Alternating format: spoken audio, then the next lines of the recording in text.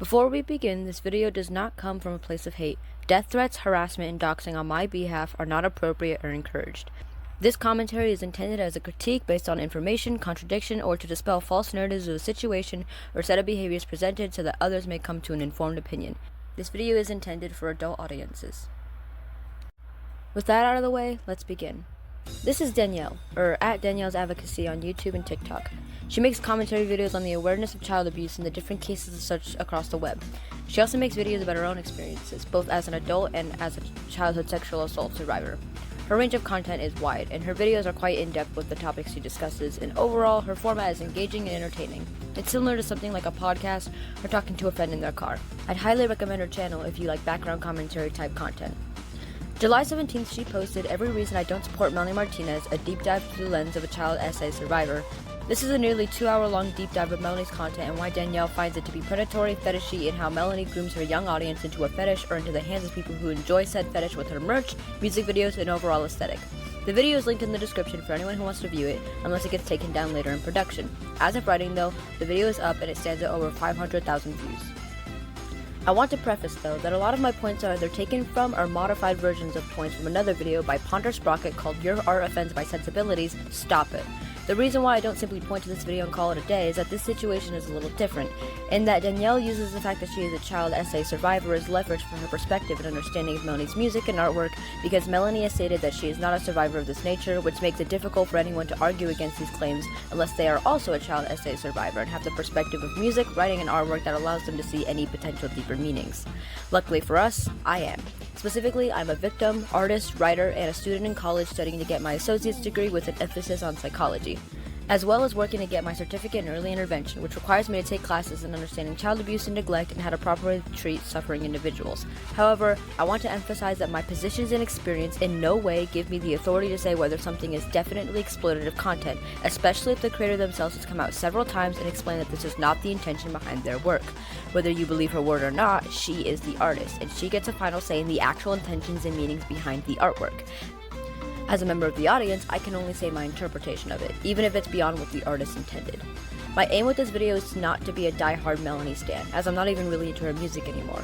Her aesthetic has changed too much for me to really be that interested, and I don't particularly like her as a person, what she does in her free time outside of Crybaby/K-12, nor the way she acts with others based on testimony in public situations I've personally witnessed. I also don't want to defend her visibly predatory business practices or say she's not guilty of anything. To put it simply, this is not a defense video for Melanie. My goal here is to bring to light alternative interpretations to Danielle's and a few others' perspectives of specifically Crybaby and K-12 from my lens, as I feel it's been unfairly judged in some aspects by those who don't have the tools to understand on a more artistic level why she may have chosen to depict Crybaby the way she has. Also, I want to ensure that audience members can make an informed and educated opinion on Melanie's work, separate from Melanie, based on both of our perspectives, as a lot of Danielle's comments suggested that they would stop listening to Melanie's music because they now perceive it as bad or predatory, and as an artist, I feel like this sets a bad precedent, which I'll get into later. This video from here will be divided into parts, so you can skip around to as you wish. I will put up all the content warnings here, but I will also verbally state these warnings and timestamps to skip to when we encounter them. Content warnings include child abuse, sexual assault, and childhood sexual assault, and the depictions of such through metaphor, visual implication, symbolism, artwork, musical storytelling, etc. Age play, BDSM, paraphilias, kinks and fetishes, paraphilic disorders, namely pedophilia, pornographic imagery of the pedophilic variety, images of both obvious and non-obvious fetish content. For now, let's start with Melanie and the controversies that sparked this argument. Melanie Adele Martinez, born April 29, 1995, is an American singer and songwriter. Born in Astoria, Queens, and raised in Baldwin, New York, Martinez rose to fame in 2012 after appearing on Season 3 of the American television talent show The Voice. Following the show, she was signed to the Atlantic Records and released her debut single, Dollhouse, following her debut extended play of the same name, 2014. Melanie later released her debut studio album, Crybaby 2015, which went on to be certified double platinum by the Recording Industry Association of America. The album amassed numerous commercially successful singles, including Pity Party, Soap, and Mrs. Potato Head. She has since released 2 follow-up albums, K-12 2019 and Portals 2023.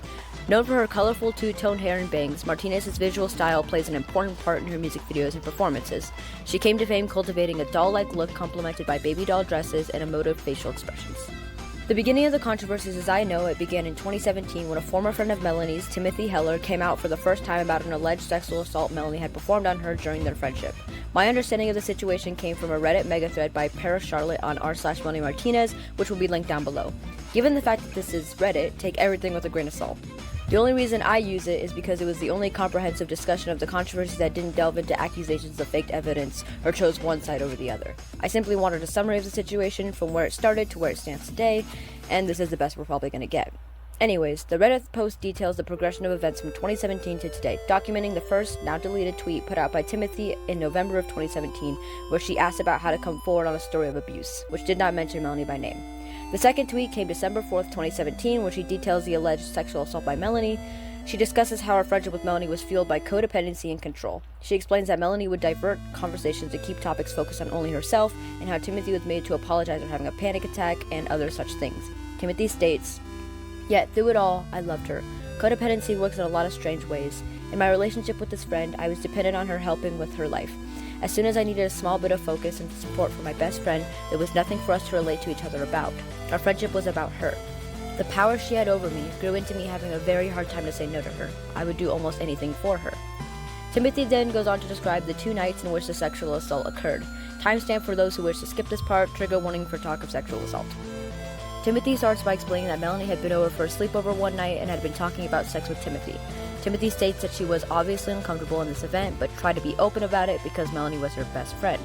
Timothy goes on to explain how Melanie refused to back down from the offer, even after Timothy tried avoiding the topic by saying she needed to sleep, as she had work in the morning, or that she had a boyfriend, which Melanie knew. She alleges that Melanie responded, "He doesn't have to know, it's not a big deal," then continued to press on the matter for hours. She says that this behavior continued all throughout the night, then continued on into the next night, where she says, "I said every form of no I could think of." In her words, Timothy says, "As I lay praying to fall asleep, she began touching my arm. I allowed this to happen. Maybe she'd give up. This went on for maybe an hour. I got increasingly uncomfortable. I started giggling, saying that it tickled. I in no way wanted to make this a sexual situation. Can I just do this? Can I just touch your arm? Can I just touch your boobs?" She began bartering with me. All I wanted to do was to go to sleep. She began talking about the appearance of my boobs and begged to just touch them. We didn't have to do anything else. I was so exhausted and confused and high and belittled, I just allowed it to happen. This led her to touching the rest of me. I never said yes, I said no repeatedly, but she used her power over me and broke me down. Just so there's no confusion, I was molested by my best friend. I lay still, in shock, completely not reciprocating. I hate speaking so bluntly on this because it makes me extremely uncomfortable, but she performed oral sex on me and then I was penetrated with a sex toy without being asked. That is what happened. The bottom line that I always need to remind myself is that I said no, for 2 nights straight. It does not matter that I didn't resist during the action. I had been broken down. She knew I didn't want to. I made that clear. I didn't scream at her. I didn't force her off of me. 1, because I loved her. 2, because I just wanted it all to be over. About 12 hours after the tweet's publication, Melanie put out a response saying, "I am horrified and saddened by the statements and story told tonight by Timothy Heller. What she and I shared was a close friendship for a period of time. We came into each other's lives as we were both starting our careers as artists, and we tried to help each other. We both had pain in dealing with our individual demons and the new paths we were forging, but I truly felt we were trying to lift each other up. She never said no to what we chose to do together, and although we parted ways, I am sending her love and light always. Melanie Martinez." Pardon me. My throat hurts. Screw you, testosterone.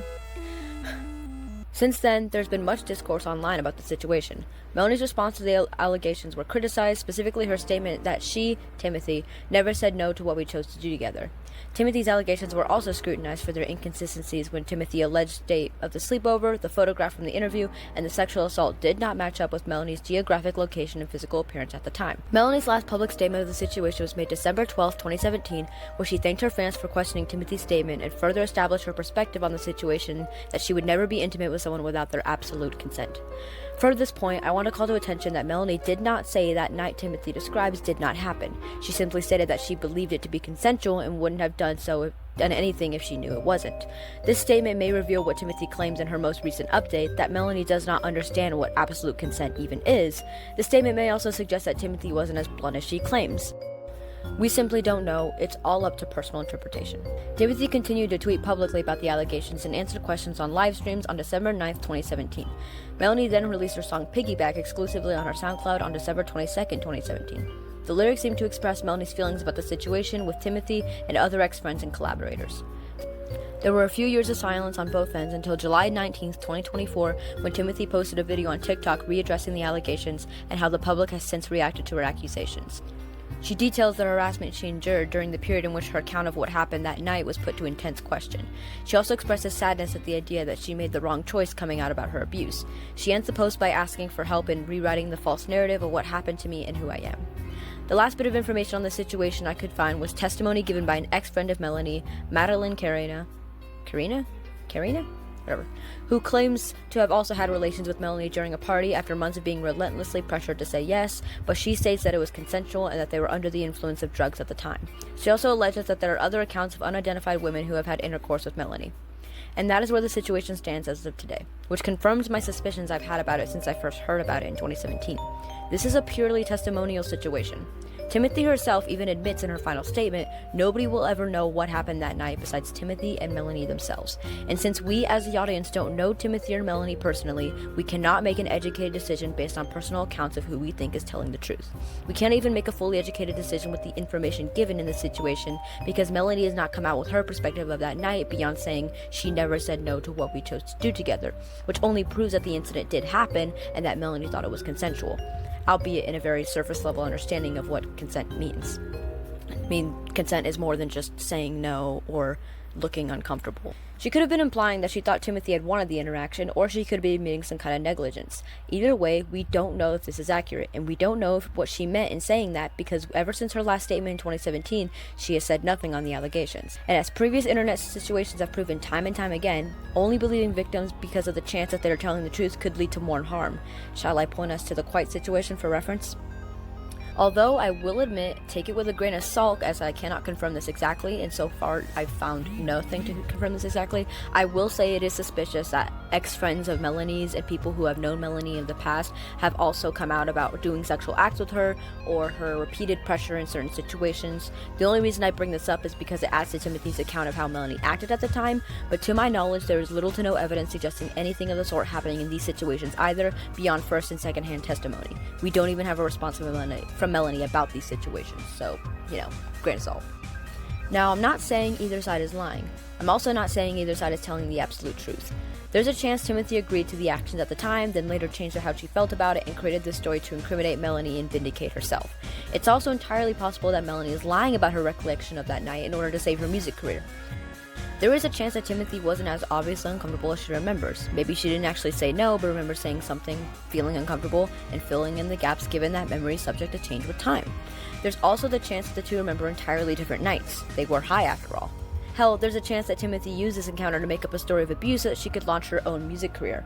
I'm not saying any of this is what is happening, I'm saying that there's always a chance because we do not know these people. And I only bring this up because Abigail Breslin, an actress on Scream Queens, asked this in a tweet on the issue. Melanie Martinez is a legit disgusting person. What would Timothy have to gain by sharing her story? Seriously, what would she gain? It's so fucked up that we live in a society that continually tries to suppress sexual assault victims from speaking out. As if the situation represents how the majority population feels about sexual assault victims coming out about their stories of abuse. This is a very gray situation where nobody can fully be proved right or wrong, so we cannot make an informed decision, and therefore most have chosen not to make one at all.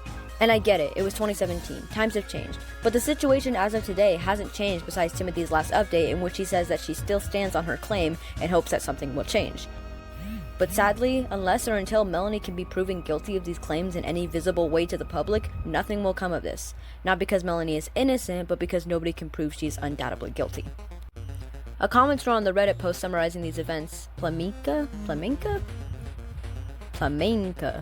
puts it best. The only things we know for sure are 1. Melanie and Timothy had relations with each other. 2. There was a miscommunication between the two. Melanie thought it was consensual. Timothy was wavering during it, then tried to forget it for the sake of their friendship. I suppose, since they were friends after the act, which is not uncommon for SA victims and their abusers, and then realized she truly didn't want it after their friendship ended. 3. There is no evidence for either side. Melanie doesn't have to disprove anything that hasn't been proven, but we all know SA isn't black and white, and it's hard to have evidence for a freeze response that Timothy was probably having during the act. The conclusion I came to is that both think they are telling the truth. A lot of people dismiss Timothy because of her BPD, saying that she's a compulsive liar, but I really think she views what happened between them as SA. Melanie, who would never do such a thing and has known Timothy Melanie, who would never do such a thing had she known Timothy was uncomfortable, obviously believes that Timothy is lying. That is the most likely explanation. I have a really hard time believing that Melanie would knowingly essay someone. Of course, I do not know Melanie personally, but I know her beliefs and what she stands for. Because of how grave the situation is, we can't rightly say Melanie or Timothy is lying. So it was mostly pushed under the rug until Timothy's last post on the matter, which unintentionally spurred a lot of questionable speculation about Melanie and her contact. According to an article from Newsweek, published January 15, 2025, Melanie has been accused of promoting child abuse through her Crybaby coloring book, which depicts the character of Crybaby on the cover, crying in the front row of a box of differently colored crayons. The coloring book mostly has pictures from the Crybaby album, which shows the storybook-like illustrations relating to the stories told in the music of the Crybaby album. The illustrations that are put into question, however, are the ones from the songs Soap and Tiger It. One of them depicts the character of Crybaby in a bathtub with soap in her mouth while crying, bubbles obscuring her body except for her shoulders, hands, knees, and feet. Another shows a wolf holding the book's lead character under one arm while he takes her away to his ice cream truck, Crybaby looking scared. In the album storybook, which I happen to be in possession of, the images are accompanied by text that describes what happened per storybook fashion. The bathtub image text reads, "She met a new boy and filled with hope. She said too much and always choked, so she washed her mouth out with soap so that he wouldn't pull the rope." The wolf image is accompanied by the text, "A lonely girl so vulnerable, to her house she walks alone. The bad wolf ice cream man had known and took her to his awful home." The article states, the character Crybaby has been described as a fantasy version of Martinez when she was a young child.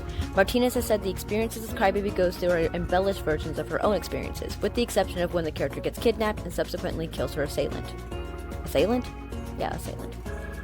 This is where Danielle's video finally comes back in, as it is her TikTok where she discusses these accusations that spurred her to make the YouTube video, and this is where we get into the meat of the video. This video is for you and anybody who resonates with you, anybody who is a former Melanie fan who, maybe found her in your childhood and you related to it a lot, and now as you're getting older, your eyes are opening and you're seeing how this is actually harmful and harming kids in real life, how what she is doing, and in particular, the way that she is doing it is leaving children vulnerable to be victimized by predators online specifically. Y'all are not alone, okay? Please listen to me. You are not alone. I have had my fair share of, artists that I loved in my childhood that as an adult now, I'm like, what was I thinking? Or like, I can't believe that this is true about this person, and it's made me have to rethink everything, and then every single time you hear their songs come on, it's like, yes, I love this song, but then you have that creeping reminder, I guess I was trying to say, I don't know, that, this person's not a good person. This music is actually not good music. I'll even out myself and name too.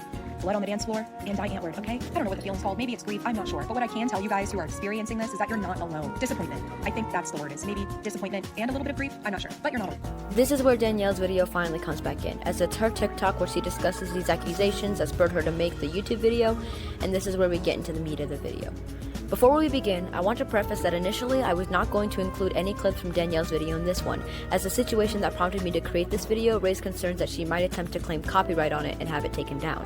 The situation being that upon the first viewing of this video I posted a long comment detailing all of my counterpoints to her arguments as I watched, which include a lot of what I want to discuss in this video. Soon after posting the comment, I went back to look at it again, which is something I just always do after posting long analytical comments to make sure I decently conveyed my point, as well as correct any spelling or grammatical mistakes I overlooked, only to find my comment was gone, even after filtering comments out to newest first and retracing all the way back to hours long before I had even watched the video. So I left a follow-up comment notifying her of this, because I believe it's important for everyone to address their criticisms and have fully developed and educated opinions, especially people who have platforms such as hers and who others will look to as a voice on these matters. Hi, so I made a comment here discussing all the points I have an issue with, and now I can't find it anymore. Either it was deleted automatically or is simply gone. Either way, this doesn't feel right to me. So unless I can get some kind of confirmation through a reply or something later within the week, I think I'm going to make a video about this, breaking down your points and countering with the ones I have issue with. I don't have a huge audience, but I feel it's important that you address your criticisms and what you may have gotten wrong. She never responded to my comment, nor gave me any sort of confirmation that she even saw it or cared. Of course, there always is the possibility that the comment was flagged for some kind of blocked word or phrase and was automatically deleted, and Danielle just didn't see my comment because it was already 3 days after the initial publication of the video, as I've heard some YouTubers stop checking their comments after 24 hours. However, I cannot be entirely sure, so if this video goes down, you'll know why. Now, I won't be using a great majority of Danielle's video because not only is it extremely long and mostly filled with her own ramblings about the interpretation of the music videos being a fetish, she also repeats herself. A lot.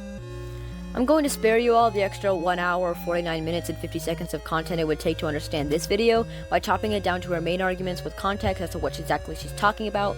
I will also try to stitch together the most instances where she repeats her arguments to add together all the extensions to said argument, as well as the evidence she provides herself in the video, which is very little, might I add, to properly showcase why it's flawed, disingenuous, or contradictory. The video will also be linked in the description, and I will always provide timestamps attached to each clip I present to you so you can see for yourself the argument she makes, as well as the surrounding context of why she's discussing this point in particular. A lot of her points are pretty detached from each other though, as she rambles a lot between them, so that's why I don't do this myself in this video. Plus it would add a lot of unnecessary length in editing, unless it gets taken down. I don't want that outcome from this, but it's always possible. Last point before we delve into the video. I use the word artist a lot in my criticisms and arguments. Just know that I use the term by its second definition on Merriam-Webster, which is a person who creates art such as painting, sculpture, music, or writing using conscious skill and creative imagination. So when I refer to Melanie or myself as artists, this is the definition I'm referring to. With that out of the way, let's begin. This isn't just a character, in my opinion. This is absolutely a kink that she is using her music as an excuse to express. Right off the bat, Danielle establishes her interpretation of Crybaby and Melanie's discography as a whole. This is also how she prefaces her entire video, often piggybacking off this claim to make others like it. Her reasoning and evidence when making this claim mostly boil down to vibes, but she gives different examples, such as the clothes Melanie wears, the props in her music videos, and how she may have obtained them, as well as the general language used in the music. She uses these items to suggest that Melanie is a part of ABDL or DDLG spaces because she's able to get them, as well as claiming that her infantilizing language is playing into the fetish. She also claims that Melanie acts out the abuse of Crybaby happily and portrays the character as initiating the abuse, and Danielle repeatedly tries to establish that Melanie is clearly trying to act out a fetish disguised as awareness. Let me explain why all this is incredibly misleading. First of all, to insinuate that Melanie is in ABDL or DDLG spaces because she was able to get the props for her music videos is a huge leap to make, given that the only website you showed as a reference for your video is the first result when searching adult baby furniture on Google. If it's the first result when searching Google, then how does this prove that she's in these spaces and would therefore have this extremely specific niche information? And if it's not the website where she obtained the props, then why show it at all? What would it prove if this isn't even the place where she got the items to begin with? Not only that, but how do you know that Melanie was even the one who bought them? For the production of Crybaby, Melanie Martinez hired a whole team of people to help with several aspects, such as producers Matt Hollis, Daniel Lifshitz, and Wes Tesham, cinematographer Josh McKee, editors Melanie Martinez herself and Joni Corella, and a production designer Holly Trotta. There's a possibility that one of the producers or the cinematographer had ordered the props. Of course, they do it at Melanie's command, but that doesn't necessarily mean she gave them the websites or tools to do so. They could have just as easily found those resources on their own. Not only that, you use this to point to ABDL or DDLG spaces, completely ignoring the fact that there's a subsection of these communities called age regression, in which the act of effectively role-playing a child or baby is done for personal comfort and healing rather than sexual fantasy. And I know you know this exists because you specify it later in the video and simply say that this isn't that, with no reason to believe otherwise beyond your own personal bias. I'm not saying Melanie doesn't know about these websites or resources, she probably does, but to point to what is essentially your wish about how the team got to obtain these items as a reason for why it's explicit or obscene is an insane leap to make based off speculation alone. And not even deep speculation. It's the equivalent of going, she has a sex toy in her dresser, you know who else has sex toys? Porn stars. Therefore she is one. What they don't know is this baby doll aesthetic combined with the content of the songs, combined with the mannerisms and the props, they don't realize that they are participating in age play. Two things. One, it is not Melanie's fault, nor is it her responsibility as a creator to cater to the children in her audience. She cannot control what they do or if they like her songs. It's up to the parents of the child to keep their child safe and attending concerts with them, deciding what they are and aren't allowed to wear, and monitoring what they watch online. Secondly, this isn't participating in age play like you claim it is, because, let's be real, nobody's parents are buying them adult-sized cribs and high chairs, and if they are, that once again falls on the parents, not Melanie. And secondly, you may be forgetting that an important part of age play is the fetish itself. If a child is simply acting younger than they are because it feels nice and their favorite creator does it, then that's not age play. If anything, it's similar to age regression or safe for work roleplay. Age play only occurs when there are two things, sex and roleplay. Danielle actually confuses and misrepresents both age play and age regression within her video. Age regression is an involuntary thing somebody does in response to like a stressful situation or something. It's usually caused from trauma, like high stress. Age regression is when a person will involuntarily go back to like a childlike mental state at whatever age it is for them, and their behaviors might revert back to childlike things, like maybe wetting the bed, maybe sucking their thumb. There's multiple different things that happen within age regression, but the point is it's involuntary. And oftentimes for people who struggle with age regression, they oftentimes feel ashamed or embarrassed to have struggled with this. Whereas age play is voluntary. When people are are participating in age play, it is something that they are choosing to do. When they choose the role of a submissive, when they choose to be in that role, they are choosing that role of humiliation, degradation, and domination. That is a choice that they're making because they enjoy that feeling. Age regressors don't get that option. It's just something that happens to them that they may struggle with severely. So, let's quickly go over the definition and correlation of age play, age regression, and pedophilia. Trigger warnings ahead for such, and timestamp included just in case you want to skip ahead. According to Wikipedia, paraphilic infantilism, or AB, adult baby, is a form of age play that involves role-playing a regression to an infant-like state. Behaviors may vary, but it includes things such as wearing childish clothes, wearing and using diapers, cuddling with stuffed animals, drinking from a bottle or sucking on a pacifier, and, when done with others, engaging in gentle, nostalgic, and nurturing experiences. Baby talk or BDSM power dynamics include masochism, coercion, punishment, or humiliation.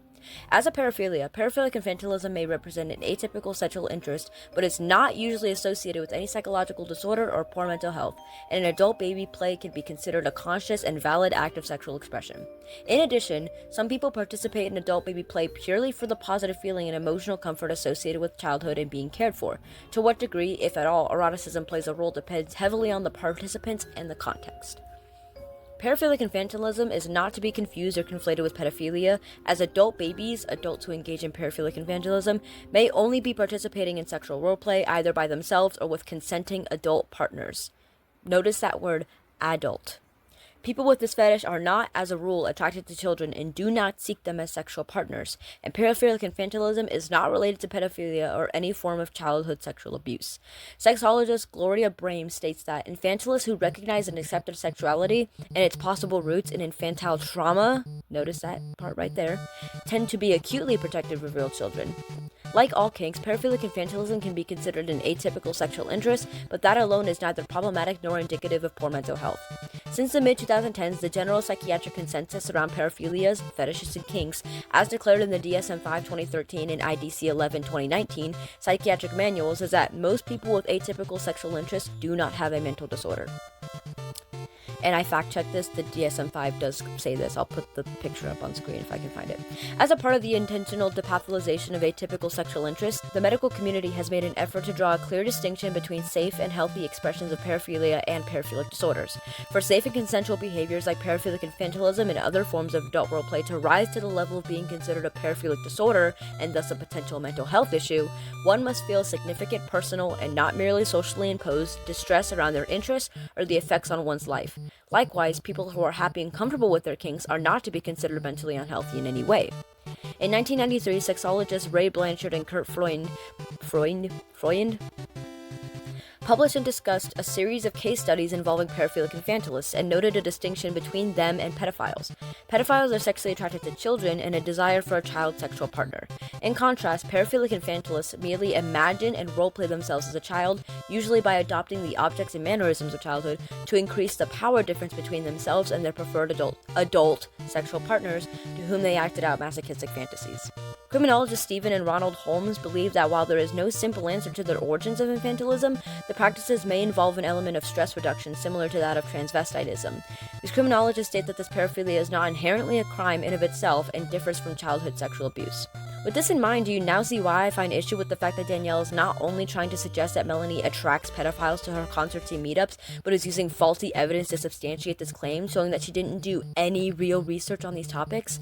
And if she did, she just ignored anything that made her argument fall apart? Of course, there may be pedophiles that engage in the ABDL fetish. I will not try to deny that. But to claim that this fetish in of itself caters to abusers of this kind when not only there is no conclusive link between paraphilic infantilism and pedophilia, but there's actually evidence to suggest that it's more common in victims of abuse rather than the abusers themselves, is extremely problematic to say in the least, especially from a creator who claims to be an expert on these matters. And for those wondering what separates paraphilias like paraphilic infantilism and pedophilia, don't worry, I got you covered. Essentially, there are two ways these types of atypical attractions are classified: paraphilias and paraphilic disorders. Paraphilias include any intense atypical attraction, and this includes everything you can think of and more, from cars to planes to tiles. I'm making a reference. Whereas a paraphilic disorder includes these attractions, but only when there is a prospect of distress, impairment, or the involvement of non-consenting individuals.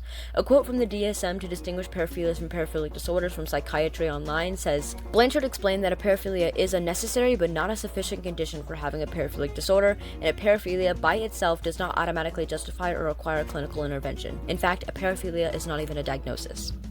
Basically, the presence of a paraphilia in an individual does not constitute any treatment or diagnosis, usually because the paraphilia itself is not recognized as a diagnosis or a disorder.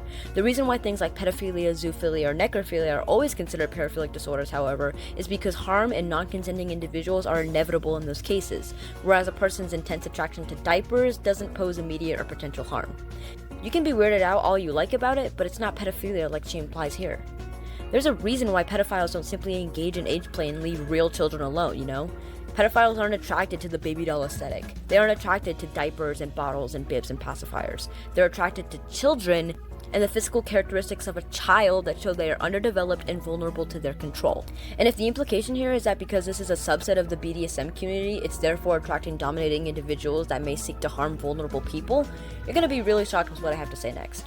You see, there's a perception of BDSM in both the media and online that the dominant party always leads the sexual experience and the sub is made to listen and only use the safe word if absolutely necessary. This is a false conception of how BDSM works, and it also may be perpetuated by things like 50 Shades of Grey, which is not an accurate perception of BDSM, you guys, come on! Although, just to be safe and make sure no one misconstrues my words, I'm not saying all couples who engage in BDSM practices are totally happy and safe, as I cannot possibly know that. Hell, there are probably couples out there that don't engage in BDSM practices who aren't safe and happy.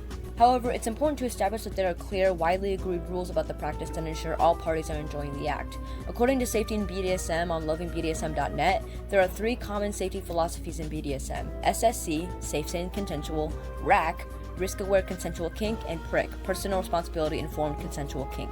I don't want to read from the website because it's really long and I already kind of know all this stuff like off the top of my head, so instead of reading the website verbatim, I'm just going to explain what these mean. Safe, sane, consensual is the philosophy that asks, is this kink safe, is it sane, and am I consenting to it? However, some people thought this was too vague, so they could develop 2 more philosophies, RAC and PRIC.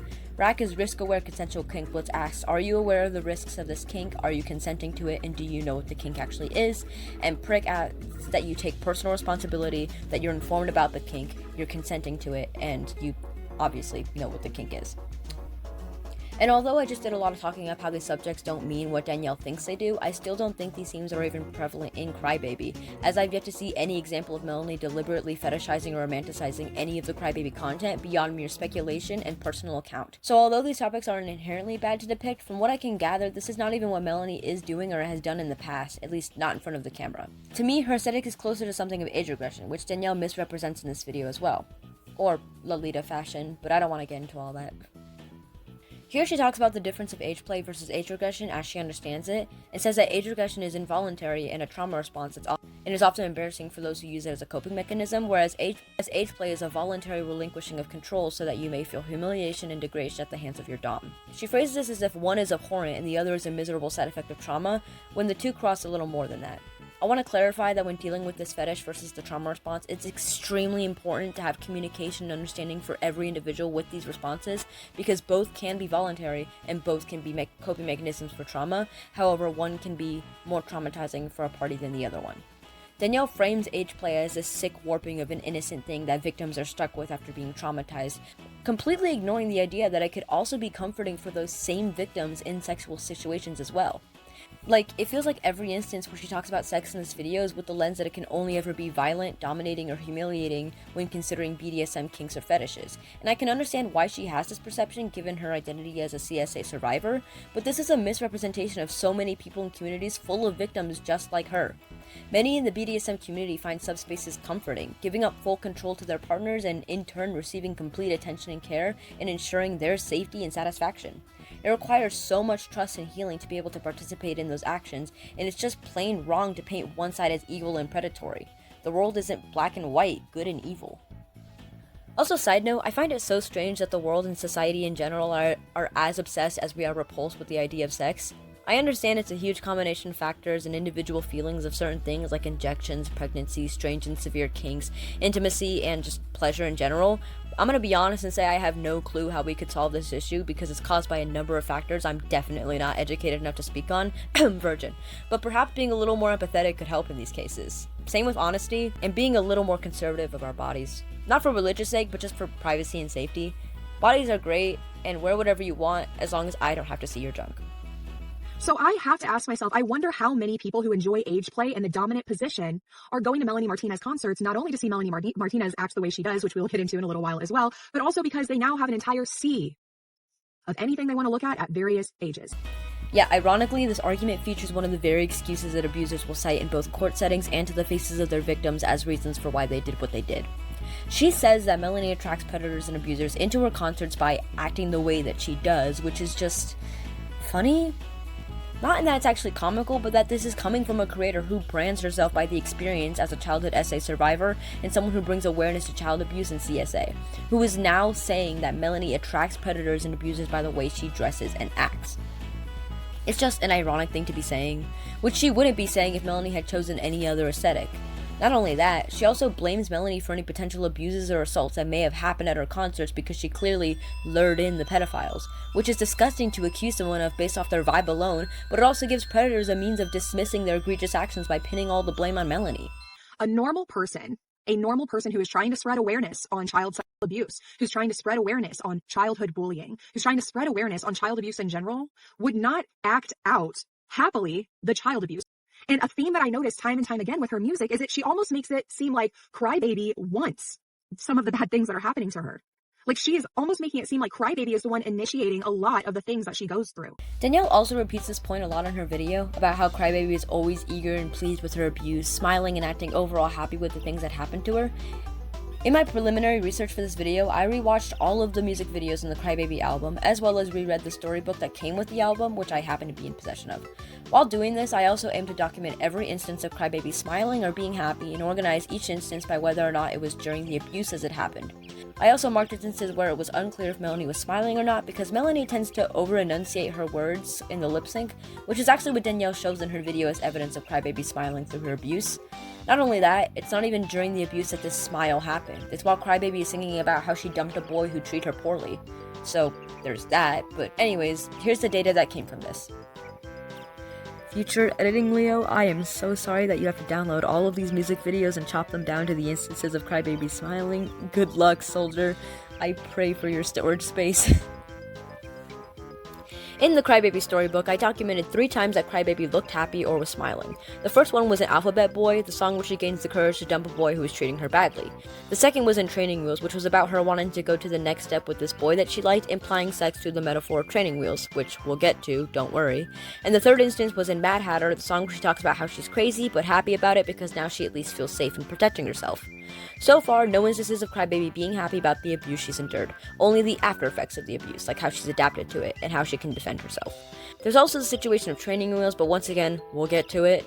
As for the music videos, Crybaby. I don't think this was intended to be a real smile. Melanie was just exaggeratingly pronouncing the word heart. Crybaby kind of looks like she's smiling here while talking, but this could be Melanie's pronunciation of the words again. It could also be because this is the part of the song where she's trying to tell herself that she's unique and it's everyone else that's the problem, but it's shown immediately after that it's clearly not working and she's still upset about it. Dollhouse. Crybaby smiles right before explaining exactly how broken the family is. It's hard to tell, but she may have smiled while saying her brother smokes weed. Smiling while talking about how everyone thinks they're perfect. Smiling while saying hot in a sarcastic kind of chuckle, that anyone thinks her mom is perfect. Smiling while saying smile for the pictures, which is a reference to the masking she's doing. Again, smiles while saying smile for the pictures. Sippy cup.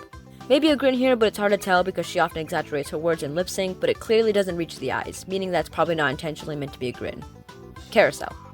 Once again, I can't exactly tell if this is supposed to be a smile, but if it is, this is where she's talking about love and catching up to love and getting the boy she desires. I'm fairly sure this is a smile. She's saying ride this ride, which could be talking about the relationship between her and this boy of having sex. Either way, I can agree this is a little gross given the words spoken, the context of this being an abusive relationship between 2 kids, and the implications. However, there's nothing to suggest that she was actually talking about sex beyond the word ride, and it doesn't seem that Crybaby knew this was a toxic relationship at the time, only found out later when Boy had her tied up. Again, hard to tell. Alphabet Boy. Smiles, I think, right before saying, I'm not a little kid now, which could be Crybaby's way of saying, I know better now, I'm more mature, after realizing her relationship was abusive and leaving. This also has the visual contrast of her talking about infantile things like toys and candy, while also looking like a toddler. Danielle brings this up in her video by saying that Melanie says, I'm not a little kid now, while also looking like a little kid, as kind of a weird argument against her, fetishizing it in a sense, but honestly, to me, this just reads as visual contrast because that's a very common narrative tool. But yeah. Still looks a little hard to tell if she's just yelling words in a very expressively angry way or if she's trying to smile madly. Smiles after biting someone. Says alphabet boy while smiling and looking up, maybe attempting to look dreamy while saying it, but the smile is unclear. Unsure. Soap. Crybaby smiles while touching back and forth in clearly reversed footage over and over. I'm gonna be so real, I have no idea what this means. Training wheels. Crybaby smiling while teaching Johnny how to ride a bike, gesturing for him to smile too. Crybaby smiling while he rides around her. She smiles while spinning with Johnny. This is the first time Crybaby has a full, genuine smile on her face in the entire Crybaby album. Crybaby is removing the training wheels from Johnny's bike. Crybaby smiles while bandaging Johnny's leg. I can't tell if she's meant to be smiling here. Alright, now that we're at this point, this is what I want to note about training wheels. This is the only instance I recorded of someone actually being genuinely happy, and it was when Crybaby and Johnny were spinning together in the Training Wheels music video. If you want to argue that Crybaby was happy during this abuse, and Melanie was therefore happily acting out the abuse by sexually assaulting Johnny in this music video, and that this is incriminating because they're both stand-ins for preschoolers, you would not be wrong in making that argument. Hell, that could be the entire point. That Crybaby was becoming an abuser due to her trauma and had to learn the hard way that this is not how healthy relationships work, which would explain why Johnny abandoned her. However, because of this being the case of child-on-child SA, there's no clear abuser or victim given the nature, and that may be the point. Of course, there are some cases of child-on-child SA where there's a clear power imbalance and age difference where the older party should have known better. It depends and it varies, but in this very instance, they're stand-ins for preschoolers, and if that were the case in any real scenario or court, they would not be considered abusers, even if one child enacted it on another child. Children rarely intend to traumatize each other, they're simply replicating what they see. So that's why these things aren't typically taken seriously in court settings, because a child cannot be held on trial the same way an adult is, because they don't have the comprehension to know certain things. Maybe they understood that what they were doing was wrong, but they don't necessarily understand the implications of what would come of it. My personal interpretation of training wheels also lends more credence to Melanie than I would like to admit. However, throughout my entire life watching this music video over and over, I've always had the same perception of it, which is that Melanie sort of created Johnny in her brain. Not Melanie. Crybaby sort of created Johnny in her brain as a coping mechanism for all the trauma and abuse that was occurring in her daily life, and that's why he disappeared after she tried to take it to the next level, because he was never real to begin with. That's just my personal interpretation though, and it's even been stated before that this is probably not the case, as Johnny is a real character in the story. However, that I just wanted to put my interpretation out there. If this whole video is about Danielle talking about her interpretation, I should be allowed to speak my interpretation. I'm just saying. I hate constantly seeing people commend Melanie for these depictions without an ounce of literacy to understand maybe why they're there. On an artistic level, these stories should be allowed to exist no matter how uncomfortable they are, so long as they're not intentionally crude or exploitative, you know? But if you want to make the argument that this entire music video depicts abuse, then I guess I'll be generous and count it as such. The quality is going to be so ass, I'm so sorry. This 780p was the highest resolution my laptop can go. But hey, future editing Leo here. Like my setup. Anyways, future editing Leo here. In doing research for this video and editing the video and rewatching all of the music videos so that I could put them into this video, I went on Reddit in order to find, because at one point I mentioned that Johnny had abandoned Crybaby as it stated in the wiki. I cut that part out because I couldn't find the wiki where it stated that. I'm pretty sure it was in the Pity Party wiki page, not the Training Wheels wiki page, but I didn't want to go look for it, so I just cut it out. But in doing that, I found a Reddit page where it talked about the interpretation of the Training Wheels music video, and a lot of, well, they were Melanie fans, so I'll give you that, but a lot of Melanie fans were saying that their interpretation of the Training Wheels music video wasn't that Crybaby wanted to get more intimate with Johnny in a sexual way, but more intimate in a deeper connection relationship kind of way, where she wanted to just connect with him on a deeper emotional level and have them talk about their feelings and be more intimate in that sense, not necessarily in a sexual way, which I think is important in mentioning, because every single person who doesn't like Melanie and wants to critique her and bring this up always talks about their interpretation of Training Wheels in a more sexual light, saying, why are you making preschoolers act sexual? Why are you making preschoolers do this and that? And yes, you can give her that criticism in the music video, because in the music video they're well, at least I remember Crybaby doing it. I don't remember if Johnny did it, but they're taking their clothes off and stripping down to their undergarments, which is weird.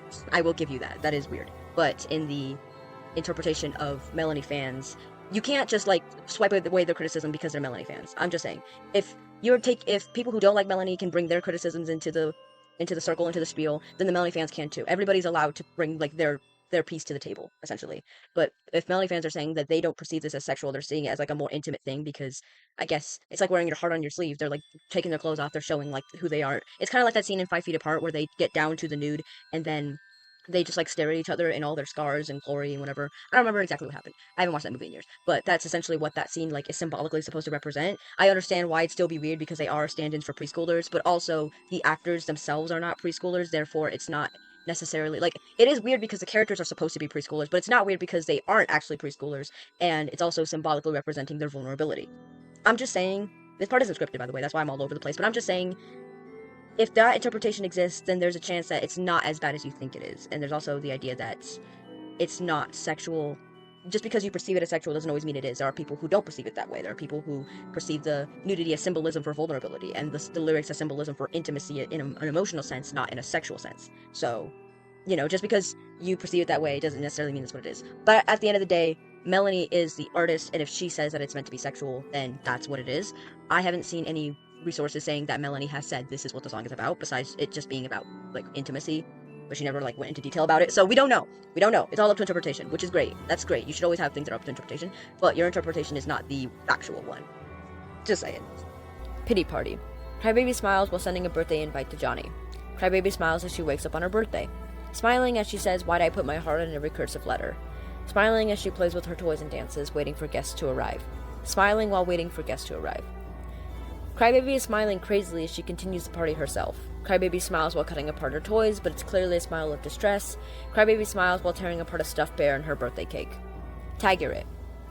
Unsure, but it seems like Crybaby is smiling while dancing in front of her house while going to the ice cream truck. Unclear, but it looks like she's smiling as she's in the store talking about what the big bad wolf does to her, despite the fact it hasn't happened yet. Crybaby smiles while taking the poisoned ice cream. Milk and cookies. Edit, I just want to note, this is not a smile, but she pulled that cookie pan out with her bare hands. This just goes to show that although the story is technically about a preschooler, it's not meant to be realistic in any sense, because she goes out and buys groceries and knows how to make cookies and pulls the cookie pan out with her bare hands. Like, it's realistic in the same way that Matilda is realistic. It's a super smart kid going through a horrible situation, learning to adapt to the trauma with intelligence and even superpowers, but not in the sense that they're mature, just that they maintain a grander, but not higher knowledge of the world around them. Crybaby smiles as the big bad wolf starts to die from the poison she put in his cookies. Pacify her. It's a little unclear in this music video, by the way, that who's playing who. There's definitely a distinction between who is singing when it cuts away to a person singing and who the story is about. You can just tell from the makeup, the outfit, the hairstyle, and the scene changes, but it's not direct if the person singing is supposed to be Melanie or Crybaby, though I can't think of any reason why Crybaby would be dressed like this. Crybaby / Melanie is smiling while singing about killing a girl who's after the boy she likes. Split second smile as she swallows the note. Singer smiles. Again, it's unclear if this is Melanie or Crybaby. The wiki states that every cut to the singer is Melanie, she's playing herself, but when she's in the baby doll-esque outfits in Crybaby's room, she's playing Crybaby. However, in the trivia further down, we're first in them both as Crybaby and only distinguishes the outfit, so... Singer smiles again. Crybaby smiles while grabbing a doll to break. Crybaby smiles while taking her own head off like she did with the dolls. Mrs. Potato Head. This music video takes place on Crybaby's TV and therefore doesn't really depict any abuse of Crybaby, but instead the woman on the TV. Crybaby smiles while stuffing her bra, putting on a blonde wig, and taking diet pills to feel pretty. Mad Hatter. She's smiling pretty much through the whole video because she finally feels safe. That she's crazy, but she's happy because she knows that it's her craziness that's allowed her to kill her kidnapper and feel safe. Out of the 44 instances of Crybaby smiling, 11 of which were during an abusive situation, and that's being extremely liberal, and 16 of which were unsure given Melanie's exaggerated lip sync in her videos, as well as the vagueness about whether Melanie was playing herself or Crybaby in some instances, namely pacify her. From this, I was also unable to find any evidence to support the claim Danielle makes that Melanie portrays Crybaby as the initiator of her abuse. There's no point in the story or in any of the videos where Crybaby initiates or wants the abuse she suffers. They simply just happen to her. I can't see how Danielle came to this conclusion. The only reason someone would believe this to be the case is through vibes or a misunderstanding of the lyrics, which I fear is what may have happened to Danielle here in this situation. Though I can't accurately pinpoint myself where she could have gotten this implication because I've never gotten that vibe from any of her lyrics personally. Because it's 3 AM as of writing this, I am not going to look into K-12 the same way, as I think I've made my point here that there's barely any instances of Crybaby looking happy about the abuse she suffers like Danielle claims. Also, Danielle mainly points to Crybaby in her criticisms, and so will I. In fact, many of my points will focus on Crybaby and its music videos rather than Melanie Martinez as a whole, because K-12 is usually left out of these discussions due to the fact that the character Crybaby ages throughout the story in K-12 from a kindergartner to a high school senior. Danielle does bring it up a few times in her video, however, and we'll get to those points when we do. However, right away, we've already established a glaring flaw I noticed in Danielle's entire video that nobody else seems to have pointed out. And if they have, it likely got deleted, but this is the fact that Danielle straight up lies sometimes in the video in order to portray a point she feels is incriminating in painting Melanie in a specific light. Because I'm willing to give Melanie the benefit of the doubt in some cases though, I'm willing to do the same for Danielle and assume that she didn't do this on purpose. After all, I myself had trouble differentiating between smiles and enunciation during my documentation above, so I'll lend Danielle some credence in saying she may have had the same problem. But she still uses this as a case in point to why Melanie uses Crybaby to act out of fetish, and the fact that it's so flimsy and easily disproven just preemptively showcases one of my biggest gripes with this entire video, and one that will stay consistent throughout the rest of it. Time again. And I'm constantly seeing her fans defending her by saying, you just don't get it. It's art. It's vent art. It can't be vent art when you have not experienced it. I'm gonna pretend that this isn't a wild take that invalidates the millions of ways people vent in art that doesn't exactly depict the trauma they endured, such as through visual metaphors like cannibalism or envisioning what could have happened if they let it continue. Let's pretend people can only make vent art about things that have happened to them and only recreate trauma they actually went through. Okay, artists, just sit down for a minute. I don't know if this is a controversial take or not in today's era of cancel culture and representation, within limits, but I think that people are allowed to talk about and even vent about topics they haven't had the misfortune of going through themselves, especially through art. Like, do you think every single artist who's drawn the brutality and violence of war was actually there to see it? Of course, that makes it all the more haunting when they have, but no, some people just want to make a social commentary on the lengths our governments go through to prove their righteousness. Beyond social commentary or awareness, which is a valid reason to create a story that you haven't gone through yourself, by the way, Danielle uses this a lot to say that, oh, Melanie shouldn't be making the story because she hasn't gone through these traumas, she's just doing it for awareness. That's a valid reason to create a story. But anyway, there's also those who use art as a means of learning about different perspectives and cognitive processes. For example, I've used my own art and writing as a vehicle to understand different kinds of decision making, ones based on ideals I wouldn't follow myself, such as religion. You can use art, music, and writing to explore different perspectives and personalities and traumas. I've never lost someone close to me, but I still write Xanadu fanfics from the perspective of Shadow the Hedgehog dealing with his grief of losing his sister and only friend. I've also never been an experiment alien-hedgehog hybrid made to be a war weapon who has killed thousands, now having to deal with the distantly familiar intimacy of making a friend. And yet, I'm writing it. Personally, I'm of the opinion that as long as you portray your subject media well in a way that resonates with someone suffering, it doesn't matter if you have first-hand experience with the subject at hand. Melanie has clearly depicted her characters and story well because she has an audience of millions from it, and I can personally attest to this along with a few others I know. Alice Oseman, the writer and artist behind Heartstopper, doesn't have any experience of being a gay man in high school, but she's managed to write one of the best stories of coming out and experiencing your first gay love I've ever seen, and I was a ravenous baby queer. I watched Alex Strangelove on Netflix when it first came out. I had Love Simon recorded on my grandma's DirecTV list. I was starving for content like this, whether it was good or not. As somebody who was assaulted while being drugged, I find it, again, incredibly offensive. This is not an accurate portrayal of so many of us who have experienced this in childhood. And you don't get to use your personal experience as a reason to say that the portrayal of sexual assault is inaccurate. Your experience as a victim matters, as well as the people you know personally who have had similar encounters. However, you do not get to say that another person's experience is inaccurate to how real assault happens because it wasn't a family member or someone they knew. I understand the case that she's making, that sometimes your abuser isn't a big bad wolf who lures you in with ice cream on the street. Sometimes he really just is a guy you knew, or someone you thought would protect you. But that doesn't make Melanie's portrayal wrong, because assaults like the one she depicted do still happen, especially in situations of trafficking. You can make your point without invalidating the experiences of others, especially because you brand yourself as an expert on these matters due to your own victimhood. But it is never the responsibility of an artist to tell your kids what they should and shouldn't be interested in, when they shouldn't and shouldn't explore what they're interested in. And they definitely should not be making your child think that it is normal and acceptable to just be free with the sex and just, I'm having sex and sex is so normal for kids my age. It's not. I agree. I don't think it's the responsibility of anyone online to tell your child, or any child for that matter, anything about themselves sexually or expose them to any kind of explicit content. However, this video is pointing fingers at the very creator you just said isn't responsible for how your child develops sexually.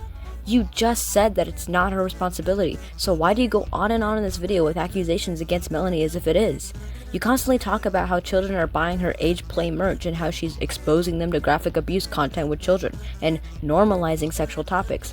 As if she's the only songwriter on the internet that talks about sex. Have you heard Megan Thee Stallion? You remember when WAP was popular a few years ago? Top, make it drop, that's some wet, that's some wet. And I get a bucket and a mop, that's some wet, that's some wet. I'm talking wop, wop, wop, that's some wet, that's some wet. Macko. When Melanie has not done anything to imply that this is her intention besides put it out there and acknowledge that kids are in her fan base. She's not at fault for children finding her content online. The parents should be paying attention to what their children watch and buy. It's not her fault if her fans go to Hot Topic specifically to get her overpriced merch. She specifically puts it there so little kids don't stumble across her coloring book on the bottom shelf at Walmart. Also, remember that coloring book from earlier? It has a warning label on it, just like a lot of her music that says it's explicit and intended for mature audiences. If a child's parent buys this for their child without looking at it or seeing the warning sign saying it's not intended for children, that's not Melanie's fault. If a child's parent buys this for their child, looking at it and seeing the warning sign that says it's not intended for their children and buying it anyway, again, that is not Melanie's fault. And then when the other girl, the other woman, starts to get really jealous, she stands up and exposes her bare chest to this boy, this man who is portraying a toddler boy, a young child boy. This to me is not screaming awareness. In fact, when I watched this video, it felt again like she is portraying that crybaby is the one who is trying to initiate these acts, as if a child can come on to an adult and as if any of the blame could be put on a child at all. But we'll see later on that she likes to blame children.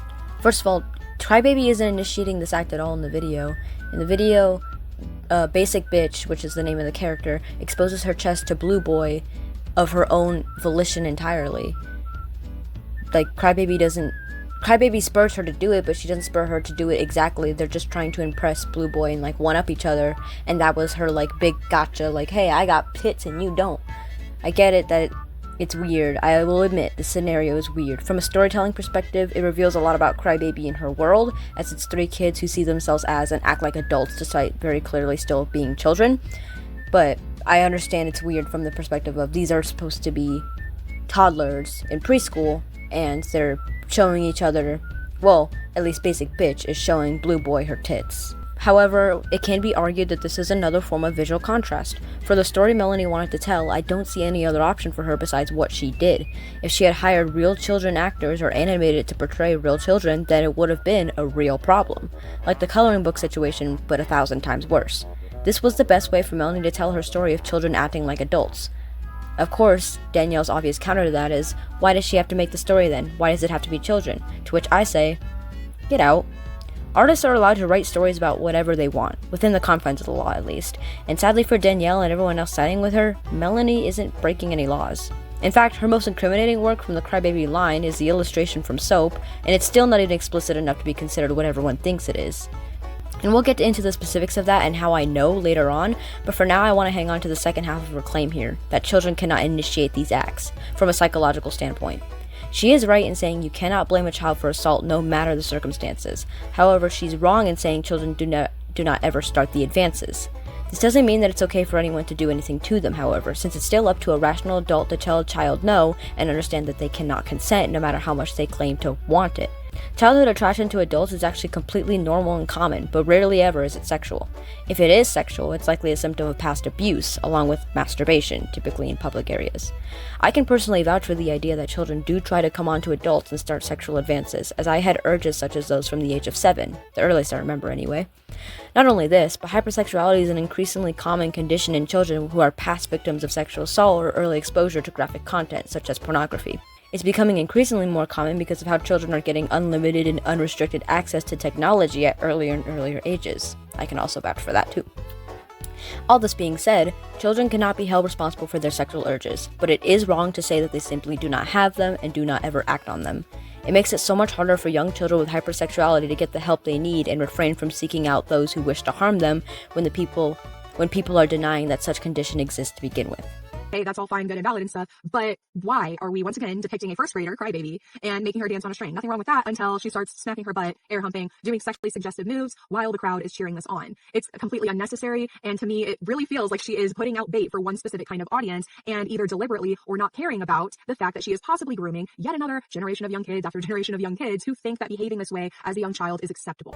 Danielle flip-flops a lot in this video between considering Melanie as a crybaby and as herself. She constantly emphasizes how it's weird that that Melanie is making a baby, who is herself, by the way, not an actual baby, dancing in suggestive ways while also considering when Melanie doesn't do that as weird as well. When Melanie is acting like a baby while playing crybaby, it's her acting out a fetish. When Melanie isn't acting like a baby while playing crybaby, it's creating a scenario that borders on CP because it's a child doing adult or suggestive or mature things. But you'll notice, Danielle never offers any kind of alternative to this. She doesn't suggest other ways Melanie could play this character, she doesn't suggest other ways Crybaby's story could be told in the music videos. She's simply condemning Melanie's entire portrayal, accurate or not, as a fetish no matter how you spin it because that's her perspective of this performance.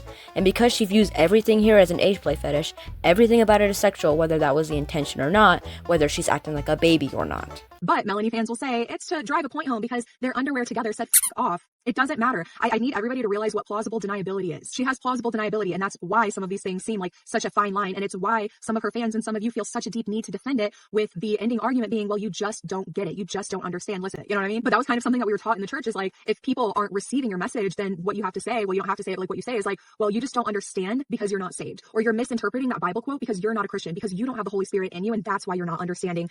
Again, it's glazed over with the you just don't understand, and well, you just have lack of media literacy or whatever. No, I have a lot of literacy and a lot of comprehension, and that's why I'm able to see how weird this is, how predatory this is, and how this is in fact grooming and desensitizing young children. This is just blatant suppression of her critics and also misrepresenting the people who are telling her that her interpretation is flawed or uninformed. If you're making a video like this on your opinions of a popular creator, you should be open to the idea that you may be wrong. You shouldn't silence anybody who tries to counter your points by calling them all Melanie's cult-like following and actually comparing them to cult members who blindly follow and cite whatever they're told. In my eyes, it just makes you look like a faux argument maker with a moral agenda, making you seem completely biased. Dismissing criticism and then not providing any supplementary evidence to back up what you're saying is not how you make an educated deep dive of what you think are bad actions, Danielle. If you want to prove this point that Melanie Martinez is desensitizing and grooming young children into age play, then you can't just say it is, and you're crazy if you don't see it. That's not how this works. You could have supplied some kind of study to suggest that the type of content children consume online affects their psychological, cognitive, and sexual understanding of the world. Or maybe first-hand testimony from ex-Melanie Martinez fans talking about their experiences with her work and how it may have affected them sexually. You could have gathered online experiences from fans about meeting up or being attacked by predators at her concerts to drive home your point, or provided some type of evidence to suggest that this does happen more often with Melanie Martinez concerts than any other musician that's popular among young audiences. But no. You couldn't be bothered to do the bare minimum and explain why this content is harmful, or even show exactly what about it is harmful. You just throw anything and everything you can at the wall and say, ew, without explaining anything or even supporting your ideas with anything beyond your own thoughts of what you believe is happening in the world. And every subsequent argument points back to the original reasoning, her music and aesthetic looking like age play, never bothering to examine that reason, but just using it over and over again to substantiate your own claims. See? Cognitive bias. Once again, maybe consider the reason why Melanie is playing Crybaby to begin with. Remember when Cuties came out on Netflix and everyone lost their shit? Maybe that's why. Plus, there's literally nothing to suggest that pedophiles would come to Melanie's concerts more than any other musician popular among children and teenagers. Do you think there were no pedophiles at any of Justin Bieber's concerts, attracted to the same baby face that young girls squealed about? What about Lady Gaga? Do you think no pedophiles or predators ever went to her concerts at her prime? Ed Sheeran, Green Day, fucking Panic at the Disco? This shit happens everywhere. Especially that last one. No turning back, run full force. Angels swoop down and grab me, and now I'm safe away from the million men who raised me. Do I have to tell you guys what my problem is with this song? It is victim blaming. And here, folks, we have the most obvious case of Danielle misunderstanding basic media literacy. Do we acknowledge that stories can be written from the perspective of characters in the story? Yes. Do we acknowledge that children often blame themselves for their abuse because they don't have the knowledge or experience to comprehend that this was not a decision they could make? Yes. Do we acknowledge that the world of art and music gets much darker than this when it comes to victim blaming? Yes. So what exactly makes this music any worse than the other stories in music portraying victims and blaming themselves for their abuse? For this section, I'd like to introduce an artist by the name Kitgo, who makes music about his childhood bullying and abuse. The song that comes to mind here because of the situation is the song Gomen Gomen, which is told from the perspective of a little girl talking about how she feels bad for letting her father eat her, but after escaping with her brother, goes back to her father because she feels like a bad girl for leaving, being eaten by her father and his friends upon returning home, happy that she was able to make them happy. It's an insanely disturbing and emotional song about abuse and rape under the metaphor of cannibalism, and it's one of my favorite songs of all time. The portrayal of sexual assault from the perspective of a child where they're ashamed of their actions, quote unquote, and blame themselves for their abuse is raw and extremely realistic depiction of how trauma affects you. The song is about self-victim blaming, which I thought you'd be more sympathetic to given the fact you yourself are a victim. So for her to sit there and be like, let's turn off the lights and kiss in the corner and play house forever, it's giving, I am a predator. Like, I enjoy doing this to vulnerable people. Like, I do not understand how people can say that she is spreading awareness on these sensitive topics when she completely, blatantly, right in our faces, is portraying herself as the instigator and as somebody who enjoys this. It does not excuse her taking advantage of that. It does not excuse her creating material that could be triggering to those of us who have actually experienced it, not to mention, oh, the people who like kids are just eating it up. Of course, they're going to buy a freaking coloring book that depicts a toddler looking scared in a bathtub, and that was one that really, really got me. I also think the line about playing house is extremely offensive and unnecessary. However, it's extremely responsible of you to be throwing around words like predator at Melanie because of stuff like this. No matter if you think she's guilty or not for all the things you talk about in this video, nothing is confirmed and nothing will ever be confirmed, and it takes a certain kind of entitled person to think that they have the right to say who should have their life ruined over accusations of this nature because of their vibe and cognitive bias against you. Like, how selfish do you have to be to insinuate that because you personally don't like Melanie's content and don't relate to her portrayals of childhood abuse, that you develop this whole perception of her as a predator, building your lackluster arguments off this gut feeling just so that you can demand her art stop existing for the sake of the children.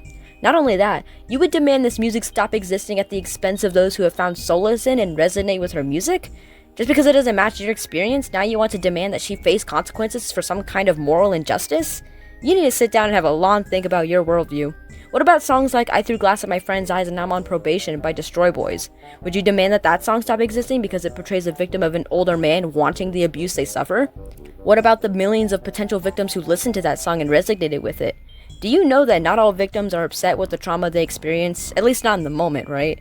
It's a strange psychological thing. Perhaps they feel more mature or smart or accepted by their peers for indulging in such activities. But to insinuate that all music and media with victims have to portray them as upset or angry at the abuse or abusers is a misportrayal on your part, Danielle.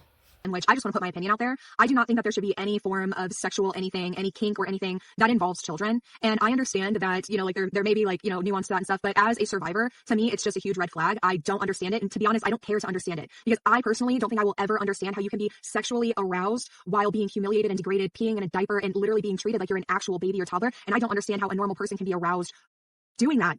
And this is why you shouldn't be making this video. You don't care to understand the perspectives of others and only want to push your experience as a survivor. You mentioned how no fetish should involve children, and yes, that is entirely true. There is no scenario in which a children can consent to sexual activities and therefore should never be a part of them. Point blank, period. However, you use this fact to say that people with fetishes of age play or ABDL are involving children and are thus pedophiles and wrong. The fact that you just flat out don't understand this and once again equate it to pedophilia just shows that as much as you promote the idea that you know what you're talking about because you are a survivor, you still don't understand the different ways in which trauma presents itself in people, and you don't care to listen to other people's perspectives on the matter. That is why I had such a huge problem with this video and why I've dedicated so much of my time and energy into making this video despite it not even being monetized. I just wanted to get it out into the world that this is not okay behavior, and through your absolute hatred and blind fury thinking so black and white about this Melanie and Timothy situation, you've become the very thing you sought to destroy. You're no longer speaking on behalf of victims, just the ones that relate to your experience. And it's made woefully apparent in this video that having trauma related to childhood sexual assault does not make you an expert on the matter.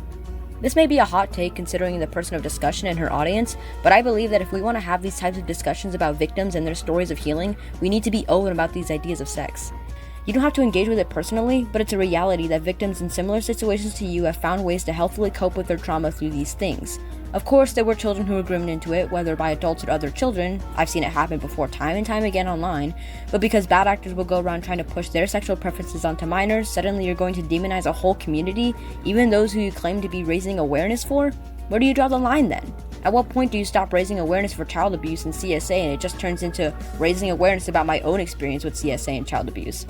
That isolates about half the community of victims, given that hypersexual behavior, including the development of abnormal sexual attractions like kinks and fetishes, can be a result of CSA as well as other conditions. Also, I'm sorry, but can we point out the hilarious irony of shaming people you just acknowledge have a humiliation fetish? I'm sorry, but that's just unintentionally hilarious to me. Like, how do you not see that? How do you not pick that up when you're saying it? I'm sorry, this part's not scripted. I need to get back on my script. Calling people daddy is gross. Stop kink shaming me. Kink shaming is my kink. Like, she is very clearly trying to look like a young girl. Adults don't wear that. And there's this post from Melanie Martinez where she says, I feel like artists go through phases. I'm not really sure yet if this is just a phase that I'm going through, because I go through a lot for sure. I definitely think that this is an interesting thing to play around with. It's not an interesting thing to play. Child abuse is not an interesting concept to play. I was saying child abuse is not some sort of interesting concept that you can play around with. And I'm going to take some information from this person's story and from my friend's story and maybe from my experiences with being bullied, and I'm going to create my own concoction where I create this magical world of child abuse where Crybaby like is initiating it and not looking like she hates it. That's not okay.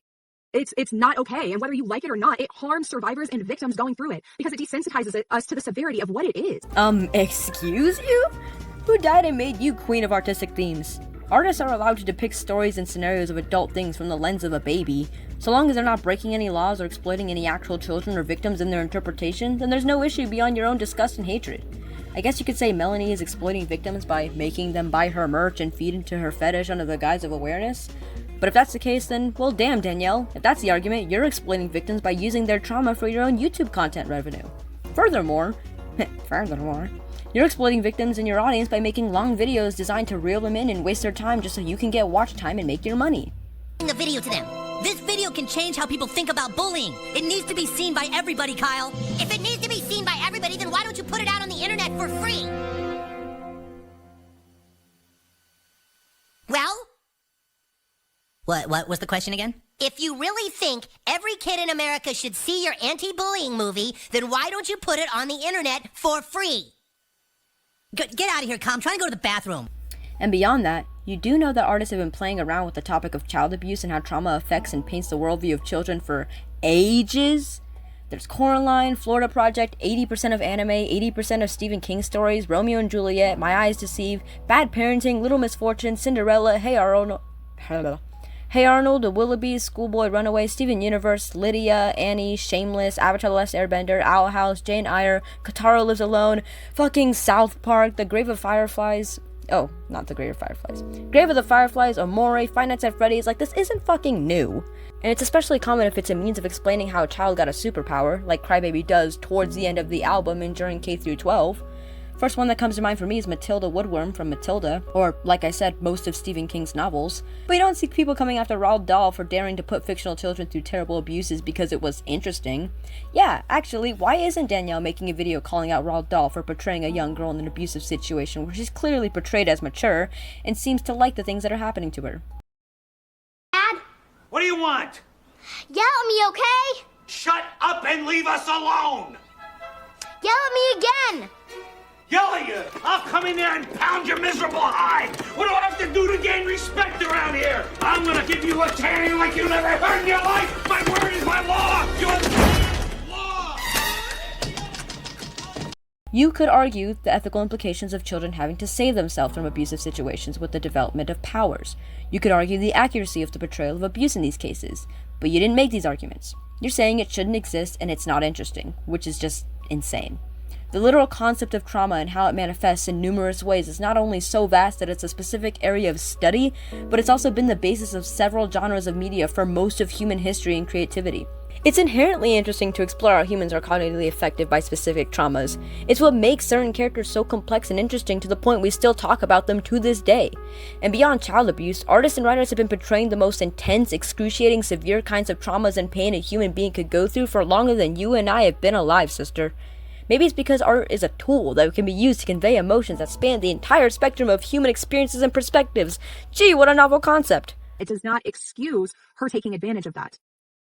It does not excuse her creating material that could be triggering to those of us who have actually experienced it, not to mention, oh, the people who like kids are just eating it up. Of course they're going to buy a freaking coloring book that depicts a toddler looking scared in a bathtub, and that was one that really, really got me. Okay, so because something triggers you, it's not allowed to exist? Once again, I smell entitlement. What about those who it speaks to? What about those who listened to these songs and felt heard? Do they simply not matter because your feelings as a victim override theirs? Of course it triggers you. It's about child abuse. It's not exactly a light subject. That's just a mistake.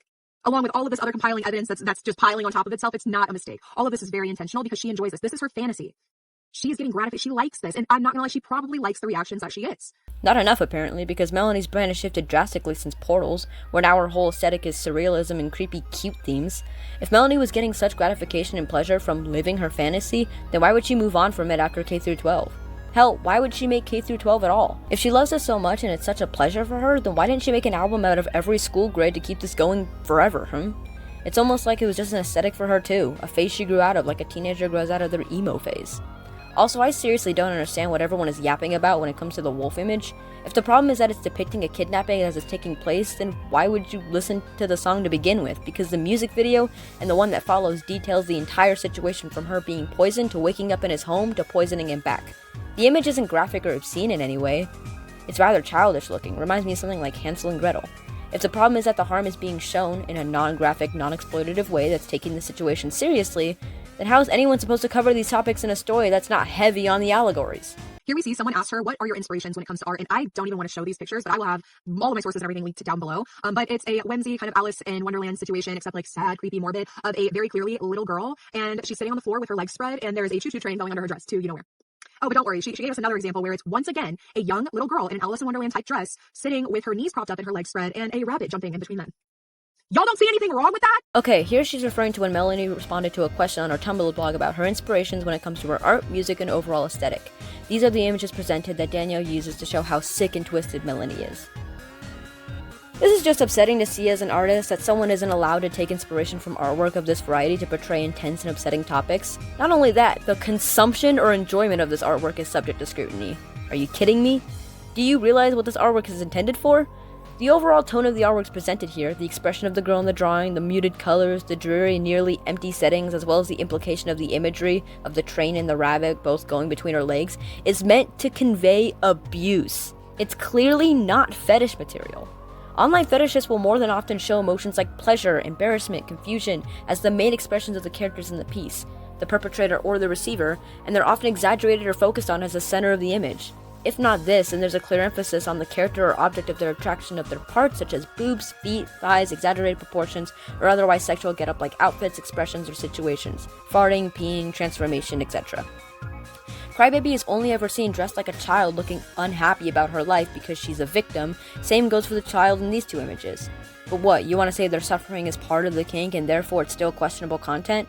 Well then, shall I introduce us to traumacore, the literal aesthetic, both in music and art, that's all about recapturing the suffering of victims?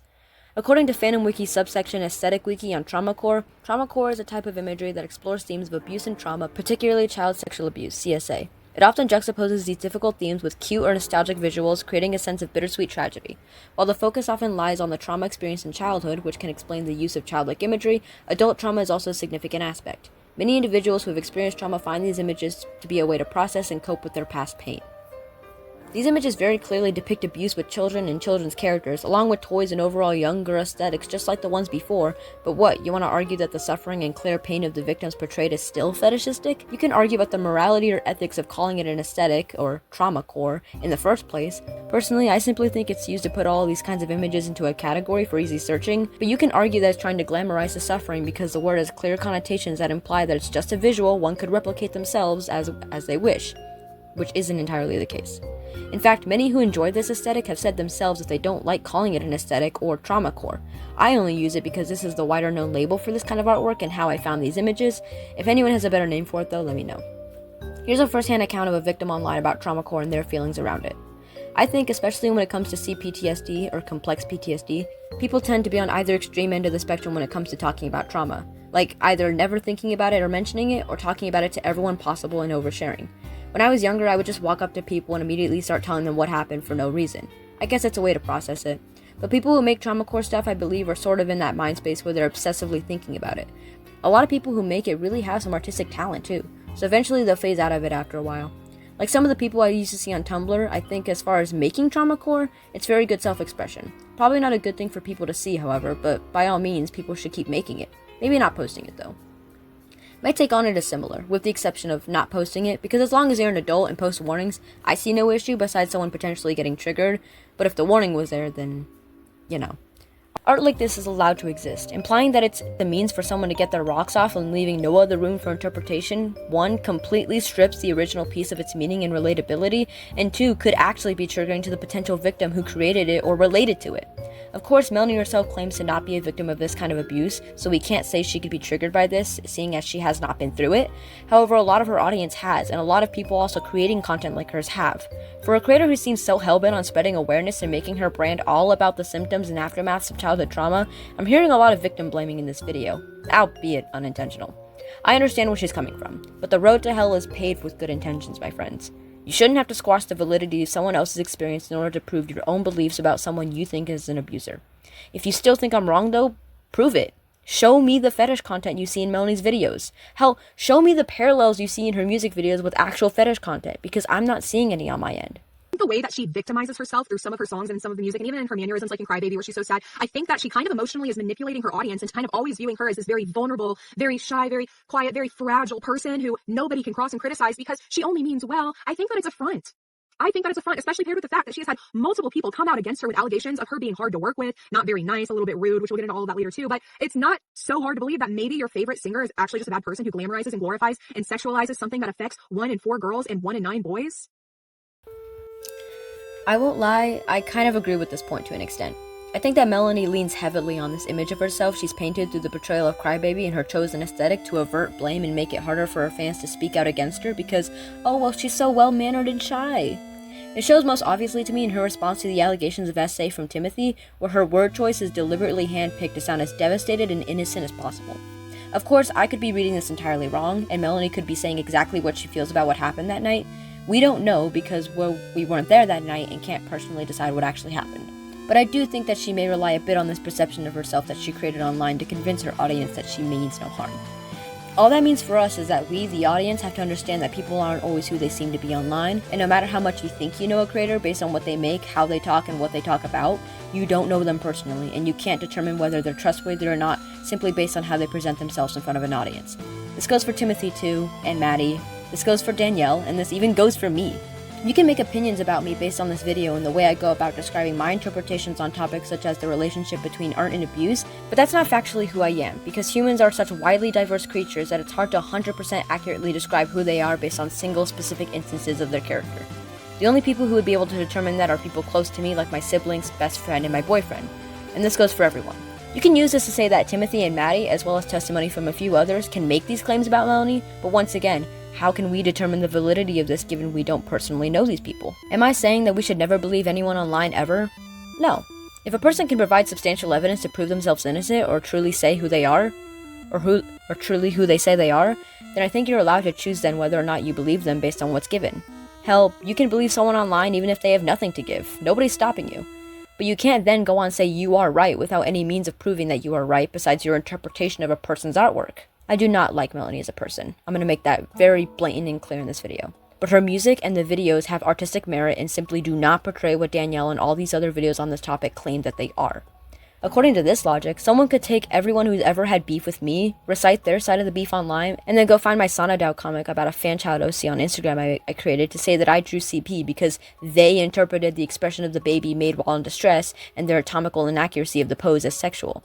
Do you understand the issue here? Are you kidding? Like, this is completely unacceptable and inappropriate. It's a slap in the face to survivors. And personally, you're not wrong or bad if you hear that and you feel like kind of betrayed in a way. Because the way she portrays these things is like very close to her.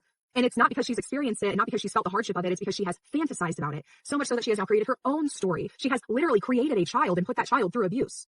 On purpose, for no reason. Again, if Melanie's intention in making Crybaby in K-12 was to create this fantasy of a child being abused, why even create a story for the child then? Why not focus on the abuser and the gratification they get from abusing their victim? Why not write it with the humiliation and pain as the focus in the music, given that's the fetish? Why would she make Crybaby isolated from her family if the point is that she's abused by them? Why would she even give Crybaby an arc where she gets powers and can now defend herself from any attempts of future abuse if the point was that she's helpless and suffering?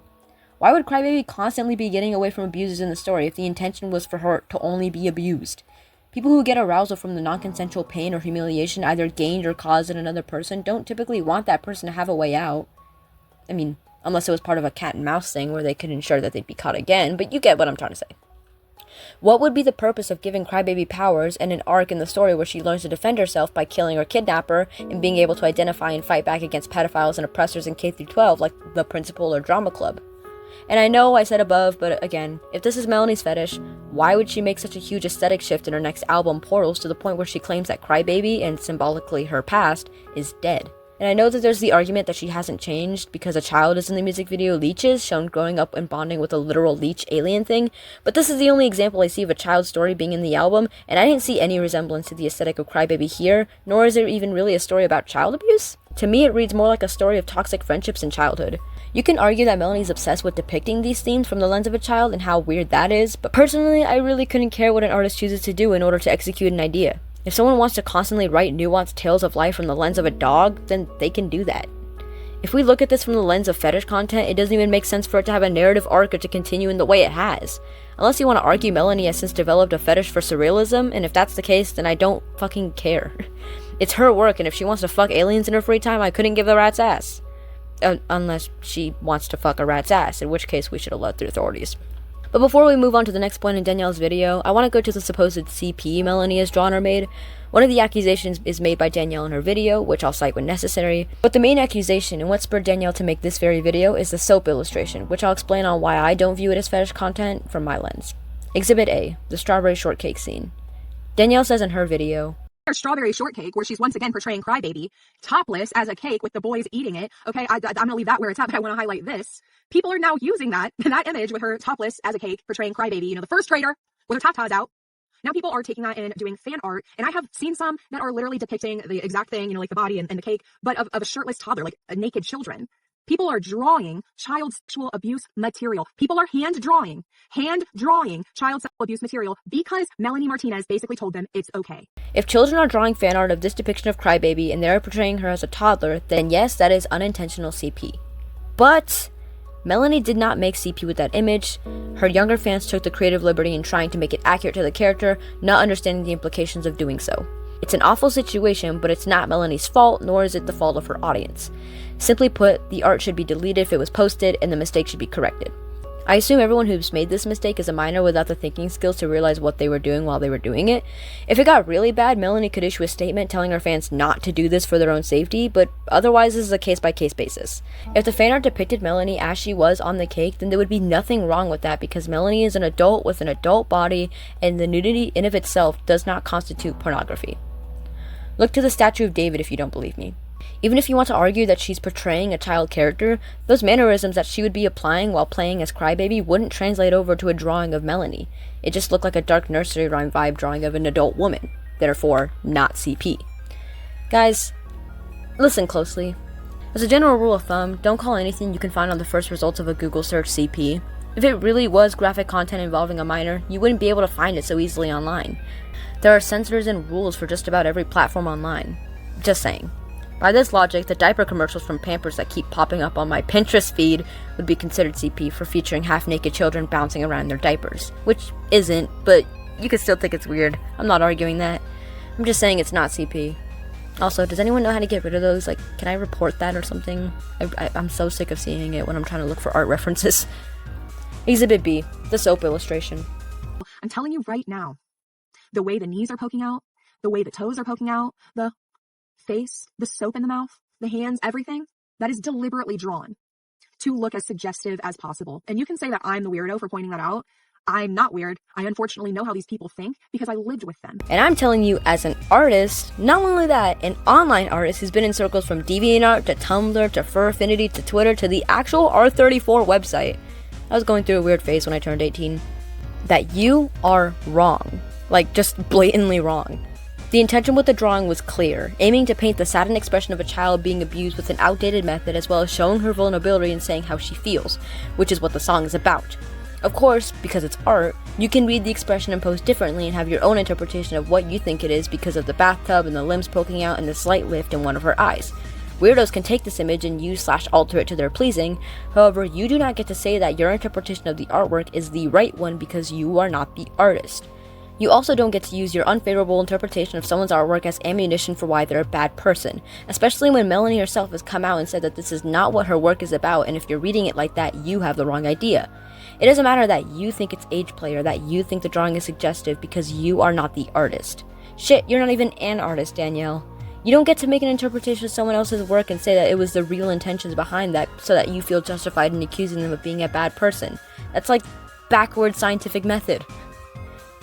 Just to explain what I'm talking about here, I'm going to point to some obvious online fetish content and some key indicators in determining fetish artwork and artwork made by primarily fetish artists, even when it's not explicitly clear. For the first example, we're going to look at Rafe15 on DeviantArt. I heard the variety of oh no's and oh gods that just erupted from some of you, and I completely get it. Rafe15 is an infamous example of online fetish artwork because of how odd it is and how it manages to be obviously fetishistic without being explicit in any way. If you want a more in-depth look at Rafe15, I'd recommend Frankie Faye's video on the topic, along with her other content, as she often talks about internet fetish artwork and strange fetishes. It's extremely interesting content, but anyway, although the artwork in Rafe15's description under the image isn't obviously sexual and has no mention of anything involving sex or any explicit body parts, it's clearly sexualized content based on the vocabulary used to describe extreme and strangely specific items and sensations, as well as the unusual reaction from the character in the situation. He uses words like forever or permanent, and words that are associated with mouths like tongue, male-licking, and mouthed. Along with this, he emphasizes the permanent rubbery rope and repeats phrases like tied up and mummy in reference to how the character is wrapped up in rope similar to that of a mummy. And this is not exclusive because Rafe15 has made several of these artworks all with the same delitization process, and a great emphasis on how the characters are happy with the permanent smiles on their faces as they hop around ready to lick other characters so that they face the same fate. The artwork contains a lot of the same vocabulary in strange but consistent situations of items, such as various kinds of meats, rubbery rope, and a wide-open, permanent baloney mouth speaking constantly, ready to lick anyone or anything with his permanent baloney, ham and cream cheese tongue. As well as the emphasis on the strange reactions of the characters in these situations, though some prefer to depict the strange reactions of other in the face of these situations, whether to appeal to some kind of humiliation or express a desire for someone else to view them and their fetish in a certain way, usually with attraction in mind. And this is done through how the character is drawn, usually lighting, pose, exposure of body parts, etc. However, distress, pain, or helplessness are not defining factors in asserting whether something is fetish artwork. It is the context surrounding that feeling that determines it.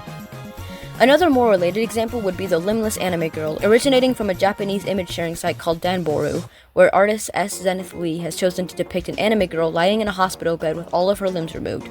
This is actually a sequel to another fetish drawing the artist did from the perspective of the man who did this to her, where, let's just say, gore is an understatement.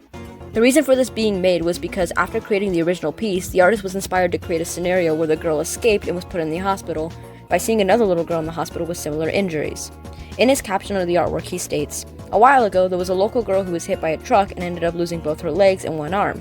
Visiting victims with these kinds of injuries would be pretty awkward, since my cynical self thinks that telling her to get well soon would be a little pointless. I want to draw a pic with this theme for quite some time. The last pic inspired me to draw this as a continuation. I kid myself that I used up all the blood in the last picture, that is why this one is so clean. I also always find stuffed animals a little unsettling." Last but not least, flower bouquet is to draw. Reminds me of the tedious drawing lessons I had when I was younger. When asked to further elaborate on his fetish shown in the first drawing, this is what he says. "I consider this as one of the most horrible scenes I'd ever drawn. I never understand why some sick would send taunting letters to the victim's family. Zodiac comes to mind. Scans of his letters always give me the creeps. I recently read a novel called Goth by Otsuichi, I don't know, in which the went even further by sending tape recordings and body parts of the victim to her sister. Maybe that's the reason why I woke up to a nightmare of this scene a few nights ago. The very next conscious thought of mine is, of course, I gotta draw this down." While it's not entirely clear how much pleasure Zenith gets from creating these artworks, he seems very interested in exploring these situations from both the perspective of the aggressor and the victim. Despite this not being made for an intentionally fetishistic purpose like Zenith's other pieces, it still has some key indicators of fetish artwork just because this is Zenith's area of expertise. The positioning of the girl to reveal all of her injuries, the soft lighting casting a shadow to showcase her chest through her shirt, and the polish left in the hair and skin of the anime girl to keep her cute despite the devastatingly hopeless mood of the image all point to this being fetish content. I want to note though that this isn't intentional fetish content, as according to the artist himself, he just wanted to draw a piece exploring these concepts of treating and comforting someone with extreme injuries, in which case nothing could possibly be done to give them a semblance of a normal life. However, because of the domain in which Zenith often draws, his artwork always gives off a fetish vibe even when it's not intended as such. Basically, fetish artwork is always made with the intention of the fetish and the fetish alone. There is no grander story, no narrative arc, no grander purpose in any artistic sense. Any emphasis on background context or characters is only ever in service to the fetish.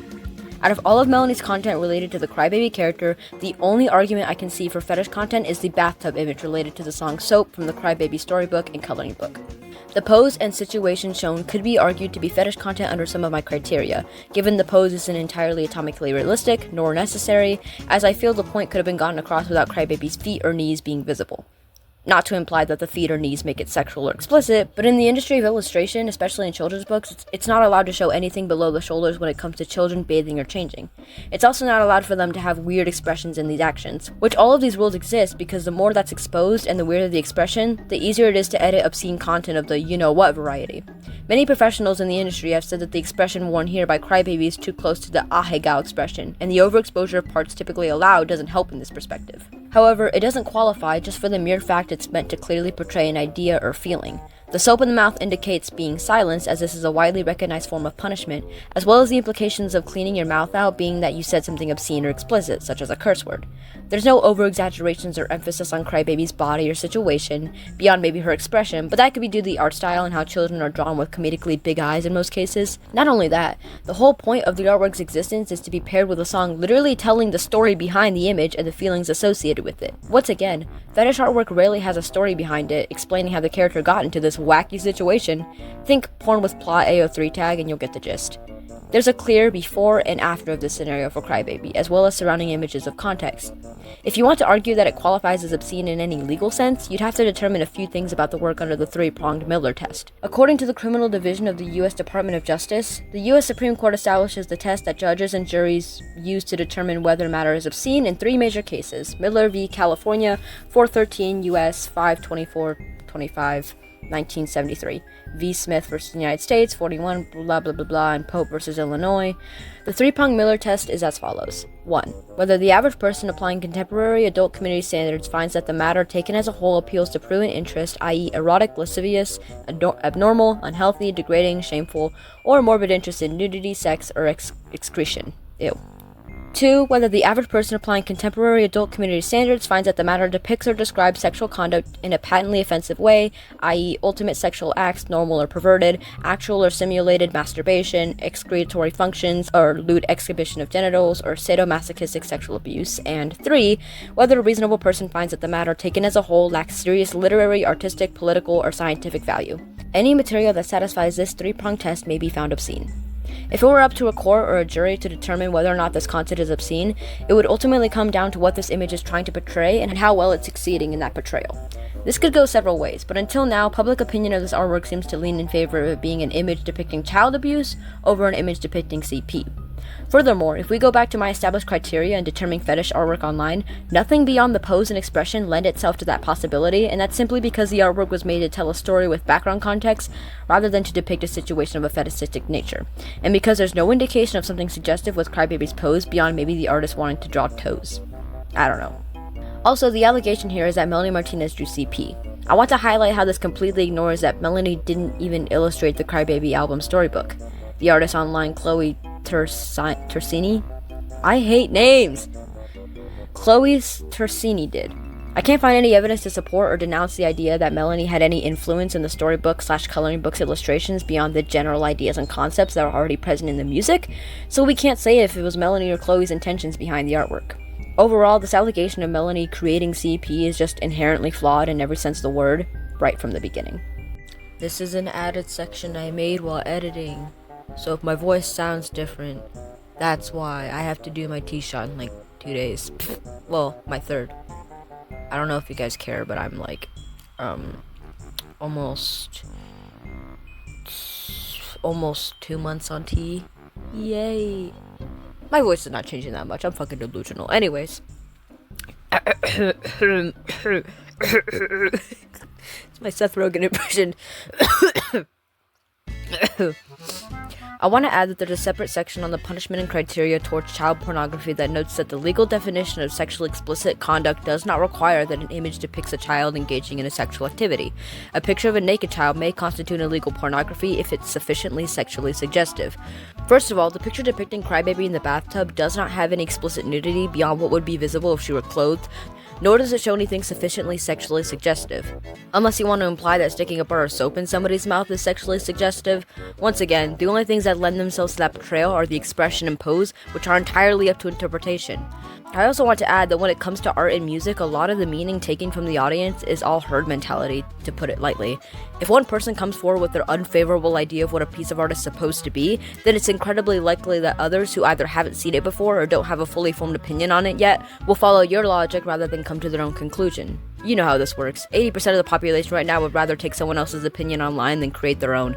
Don't do this, guys. Not even for this video. If I'm making rational sense to you, that doesn't mean that you have to rehash everything I said verbatim. And that goes for if you agree with Danielle too. Take both of our points and come to your own conclusion about how you feel about something. If you still feel like this is fetish artwork because it comes off that way to you, that's okay. I'm not trying to tell you that your opinion is wrong. I'm simply trying to say that this isn't a crime or anything Melanie should be punished for by any moral or legal sense. Same with the whole predator thing. If it comes out in 10 years that Melanie has been grooming children online with text messages or blog posts and doing sexually suggestive things with her audience many can attest to with pictures and videos, then you can come back to this content and say she was like this from the beginning. But until then, don't come to me with lackluster arguments as if your bare bones idea of psychology has any basis in reality. Overall, guys, stop using psychology like it's magic. Anything can happen, but by the logic Danielle and everyone else with this argument are using, nobody should ever be allowed to create anything other because of the psychological implications. Because it's subliminal messaging, you guys. My next campaign is to get Netflix to take down K-pop demon hunters because the psychological implications of it telling us to trust demons. After that, we're gonna take down Canada. Times have changed. Our kids are getting worse. They won't obey their parents. They just want to fart and curse. Should we blame the government or blame society? Or should we blame the images on TV? No, blame Canada. Blame Canada. That's the second time I've used a South Park clip in this video. Actually, now that I think about it, there are a lot of South Park clips that fit perfectly for this argument of creative expression and censorship. Just to spout off my credentials one more time, you guys, I was in the South Park fandom when I was 12, and I was exposed to actual CP in that fandom. Not only that, I was in the My Little Pony fandom, the Undertale fandom, Steven Universe, and FNAF fandoms before that, and after that I've been in the Teenage Mutant Ninja Turtles fandom, Camp, and Sonic fandoms. Sadly, I have an expansive understanding and knowledge in this very specific area. Plus, the dark baby doll aesthetic was super popular in the 2010s. Melanie work didn't even stick out in that regard.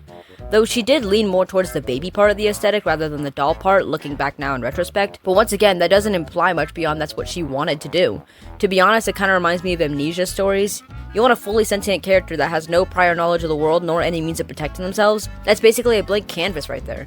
Once again, this argument reminds me of a Ponder Sprocket video. It's from a while ago, so I don't know her current stance on the arguments presented, but I'd recommend it if you're interested in further discussion on the topic of artistic themes and dark baby doll aesthetics.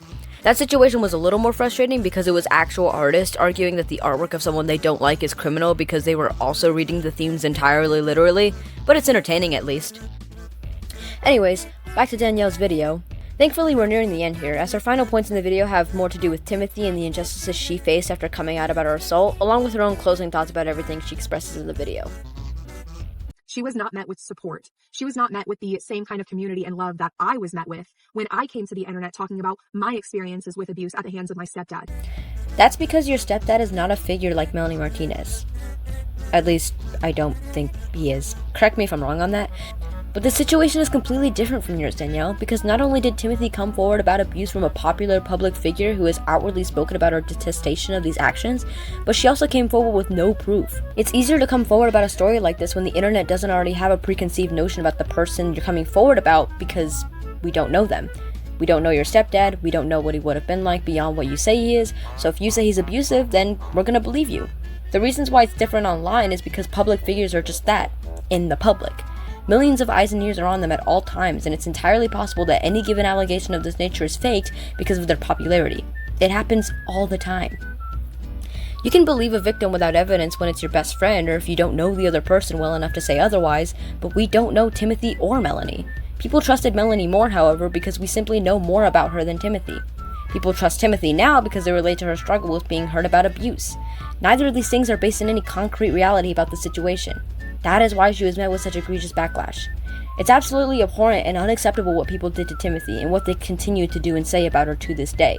But to their credit, nobody really even knew who Timothy was and therefore had no reason to believe her beyond sympathy. I think that the situation could have been handled more carefully. Timothy couldn't and still can't prove her side, but that doesn't mean she's a liar. Melanie admits that something happened between them that night, but that doesn't mean she's a rapist. We do not know everything, and we never will. The only thing we can do from here is make our own judgments and move on, and try not to paint one or the other as a villain with limited information and testimony. Who are you going to believe? I'm sorry, I would much rather, when it comes to situations like this, believe the victim until the perpetrator is proven innocent. Because all too often, as we can see from statistics, like the rain statistic I keep bringing up, perpetrators just get to walk free and live their life. Meanwhile, their victims have to carry the baggage and the grief, the trauma, the shame with them forever. This is a strange stance to have on the internet, in my opinion. Personally, I would rather not believe either party. Why take the risk at all of believing a potential liar who could be using this title to ruin the life of their victim, or a potential abuser lying about ever committing the abuse? This is the internet, and despite what many people say, you don't need to have an opinion on every public situation. More than half the time, it's drama caused by immature creators. The other half the time, which this case falls under, it's unclear on both ends. I wouldn't want to be the reason someone's life gets ruined over a lie, so I just steer clear. It's why I had to do research for this video, because when this first came to light in 2017, I saw that there was barely any information beyond testimony on both ends, and the only confirmed event in both accounts is the sexual encounter, so I took a step away from Melanie and decided to play it safe until anything else came out.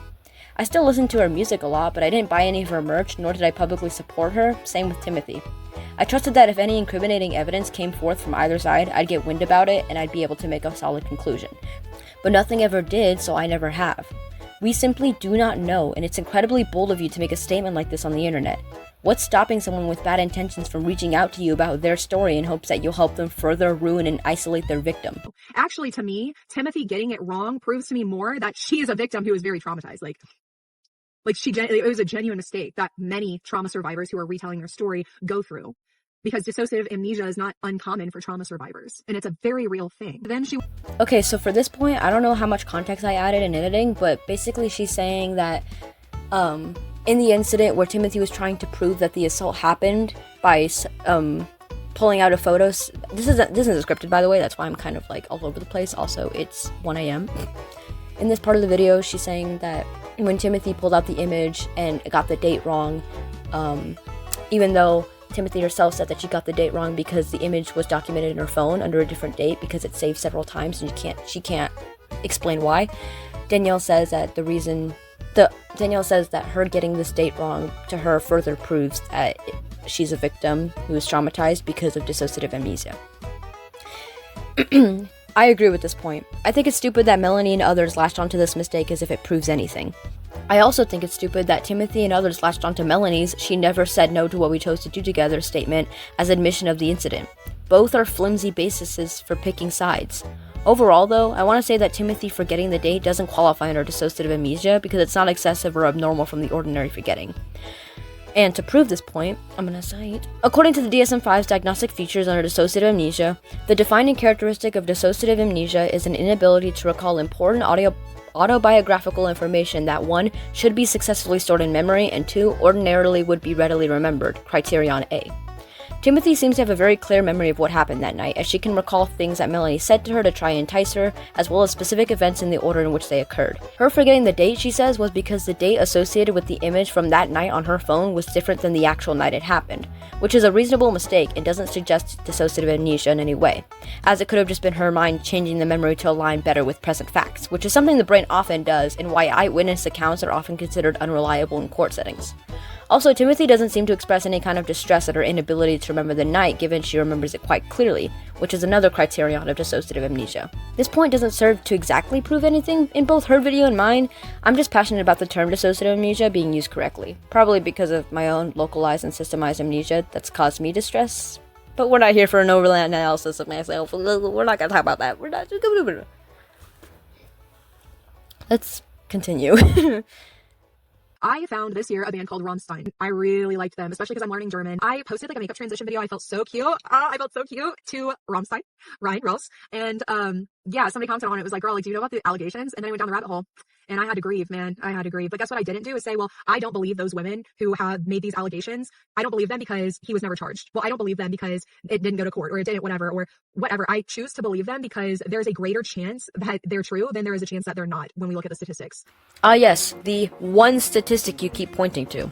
I'm not going to sit here and say that this is inaccurate because it's extensively documented how abusers and pedophiles constantly get the mildest of punishments for their crimes, and how the legal justice system seems to have a bias towards them, almost like a lot of people in the system are pedophiles themselves. But I will say that not only are false accusations of rape and other types of violence difficult to assess due to the unclear jurisdictions in classifying a false accusation, resulting in them being lumped with other types of cases, such as unfounded or unproved, but these types of crimes don't even include online accusations.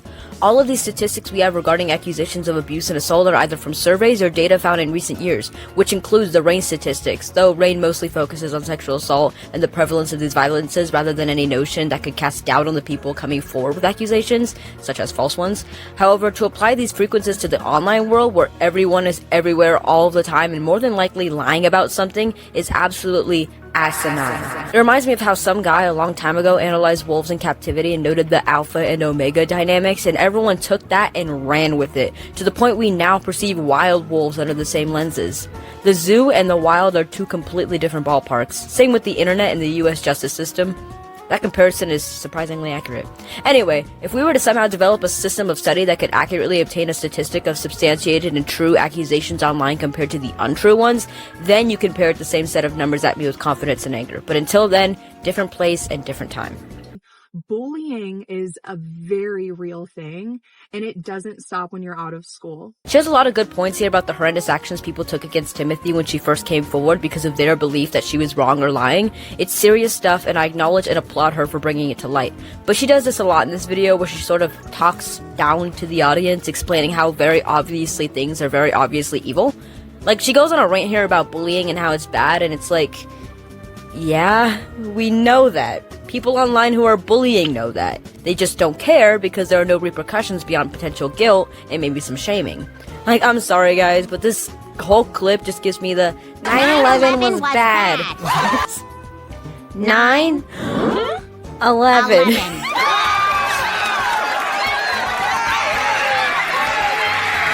Another victim came forward, Maddie Karina, where she says, something similar, not rape, happened to me with Mel. She begged me over and over and over again to sleep with her, and I finally gave in. She wore me down. I said yes, but it was not the same with Timothy. I will support Timothy Heller till the end. She makes another clarifying post where she says, FYI, everyone, I think a lot of people misinterpreted this. It was manipulative of her, but what happened between her and I was consenting. So when I initially read this, it really breaks my heart because I instantly see somebody who has been manipulated mentally into thinking what happened to them was okay and normal, and it clearly was not, because she is trying to convince herself that it was consensual. That's what's happening. And that's why it's sad, is because she is sitting here, it seems like she's trying to convince us, but she's trying to convince herself.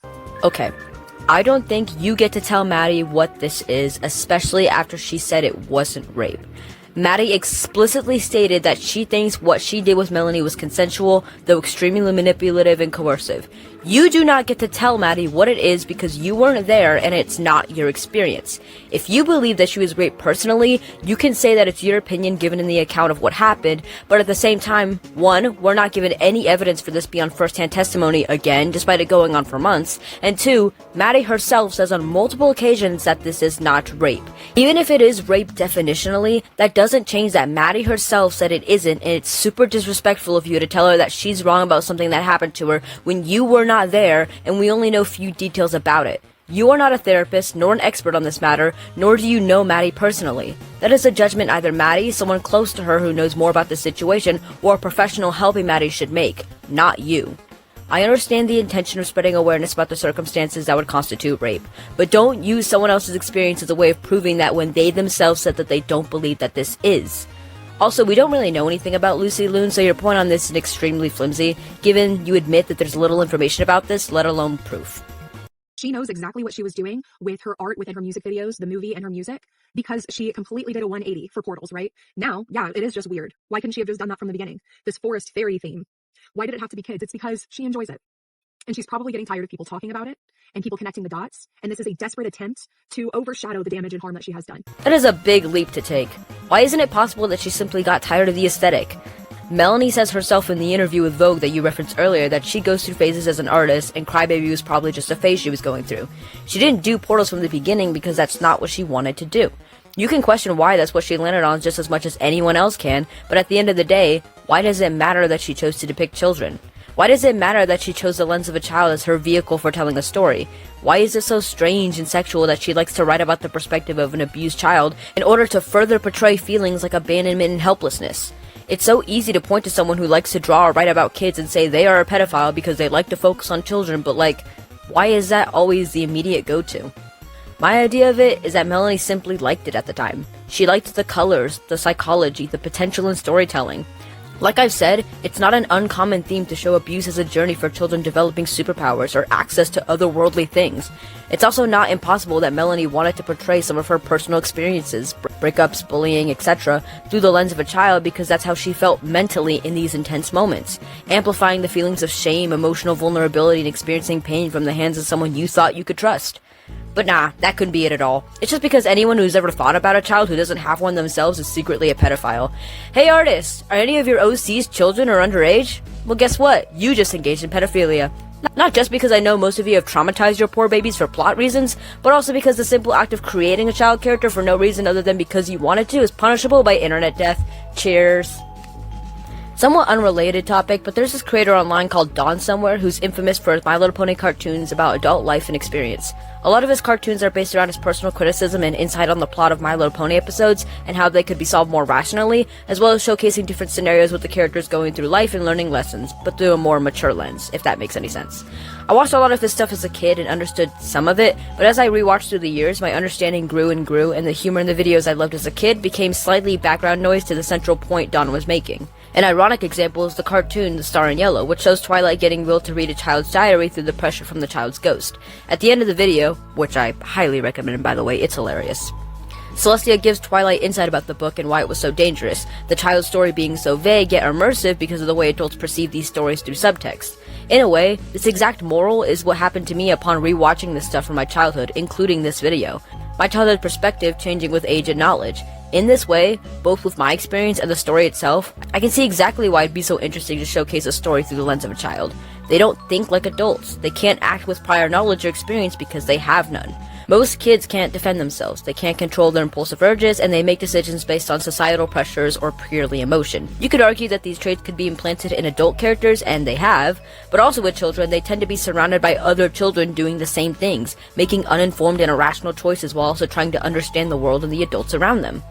So personally, I see no issue with Melanie wanting to use extremely young characters to tell her story.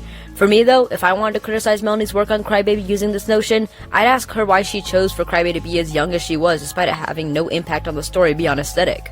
Once again, if that's all she wanted for it because that's what she wanted to do, then that's fine.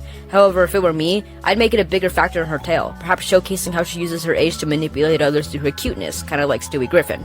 Or maybe have the colors shift from dark, dull, and dreary to bright and bubbly to display the dark side of childhood, and especially childhood trauma, and how she managed to come out of it. You could use her general innocence on these subjects as a way to explore the world, asking questions like why does only mommy drink, and making a statement of how our experiences as children color our worldview, or use it as commentary for how adults treat many children whom they suspect is abused, how some don't get saved by the services meant to protect them. But, to be fair, it was 2017 when Melanie came out with the Crybaby album. These topics weren't as widespread nor as in-depth as they are today when it comes to storytelling. At least they weren't as often. It's still hard to find well-done stories of this nature that really delve into the subject and its consequences. But just because it's not as elaborate or as influential as I would like doesn't mean it's not allowed to exist. It also doesn't mean that Melanie didn't try because she was just adhering to a fetish group. I don't care if you think she's lying, she's the artist, and she gets a final say in the intentions of her art when it's not actually illegal material determined by a jury and a court. Have your opinion, but don't proclaim it as the hidden in plain sight truth that only you and a few select others are able to uncover because you're so informed about these topics. It's just frustrating to see. Really shows me that you have absolutely no insight on art, music, or the internet and how actually terrible it can get here. We have bigger problems right now than some random girl 8 years ago dancing around in a baby doll dress with a binky in her mouth. I left anything out, please let me know down below, let others know down below. And if you yourself used to be a huge Melanie fan, when was it for you that you realized this is not normal behavior at all and this is predatory? Let me know down below. Share your story. I'm sure others would really appreciate seeing it as well. And to the Melanie fans, if you guys start getting nasty and like mean and violent, I'm just going to delete your comment. After this point in the video, it's just her talking about personal stuff and it's relatively unimportant. This last part of the video just solidifies my own thoughts on her intentions in making it. She asks her fans to give her any additional information that could support her stand so she can add it to her Google Doc, which I might actually look through if you want me to. If this video gets enough views, I'll go live and I'll look at the Google Doc as well as all the other stuff she supplies with her argument, because apparently that's all of her evidence. So, you know, if this video pops off, I'll look through that stuff. as well as asking and assuming that everyone would come to the same conclusion she did after watching her video, and then admit she would delete any nasty and mean and violent comments from the Melanie fans, which is why I assume she may have deleted mine. I don't remember being nasty in my arguments, but I will admit that it is a possibility. I was pretty miffed, and I still am pretty miffed in this very video, but this just serves my point. Danielle doesn't want critique, she wants to be told that she's right. However, this video is constantly slapping victims and artists in the face, as well as talking down to her own audience as if we couldn't understand for ourselves that rape is bad and common. But that's not entirely why I make this video. I'm also disheartened by the amount of people citing her video and praising her for her thorough and well-researched discussion of Melanie and her work, when it's so blatantly not that. This isn't an in-depth analysis of the connotations of Crybaby and the potential impact of her work on minors based on research and psychology. This is a rant about how much she hates Melanie and how she's just a pedophile or a pedophile enabler based on her interpretation of the music videos. It's just upsetting. It's even more upsetting because Danielle has the tools to make a solid argument about Melanie and the exposure of fetish content to minors. In fact, I'll do it right now. Melanie Martinez Music, from what I could gather, is a Tumblr blog ran by Melanie for the fans to gather and talk about her music. In December of 2014, she posted these images of herself dressed up in various outfits and poses, most of which containing bloomers or diapers and general nudity. Trigger warnings ahead for such. Picture 1, picture 2, 3, 4, blah blah blah. She also has several images of herself with pacifiers in her mouth. And while this content is not directly explicit, it's still specific enough that a child could discover the sexual aspect of this through her. This is an issue because Melanie also uses this blog as a platform for promotional material like videos, cartoons, and sneak peeks, which would incentivize fans to join for that exclusive content. By also including these images, even if a fetish was not the intention, she could be paving a path for a child to get into ABDL spaces just due to the imagery. And according to some testimony I've seen from comment sections on TikTok and YouTube around this topic, this did happen. Because this is outside of any artistic value, it doesn't make any sense for her to be posting it, especially because it's not included as promotional or implied to be related to Crybaby beyond one hashtag she adds on every post, insinuating to me that this was done for fun. The best way to solve this issue would either be not to post it or to post it under a locked account only for provably adult fans. Even if it's not supposed to be fetishistic, she can't avoid that many will perceive it like this, so warnings for nudity and diapers are necessary in that regard. I also think these warnings should be put in her music videos, or even just warnings of mature content. We all know that children will ignore them, but hey, it's an effort. There's also the arguments to be made about her poor handling of her characters, kind of like how I emphasized above. She doesn't showcase any of the abuse Crybaby endures beyond a few clips in the Crybaby music video, and then when she's kidnapped and made to bake for a kidnapper in Taggart / Milk and Cookies, but rather she uses Crybaby mostly as a way to vent about her own relationships. Nearly every song in the Crybaby album, besides the ones above as well as Sippy Cup and Mad Hatter, are about love and relationships in some way, including the ones in the deluxe pack like Teddy Bear, Cake, Playdate, and Gingerbread Man. I'm not condemning Melanie for this choice as if it's indicative of anything. To say otherwise is an extreme stretch and an oversimplification of how pedophilia and fetishes work in the field of art, at least due to my knowledge. However, I am saying that creatively this was an unnecessary choice due to the fact that Crybaby's age doesn't ever impact the story in any meaningful way. Maybe in the beginning it would have been crucial, but after that point it's not of any significance beyond the aesthetic.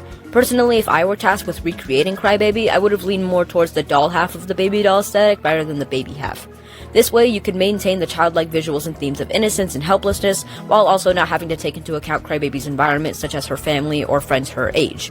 If Melanie wanted to keep the relationship aspect between them, then this could also help in the portrayal, as Crybaby being a doll could emphasize the theme of being used or replaced, as well as the idea that Crybaby has to gain independence, which she could still do with the development of powers.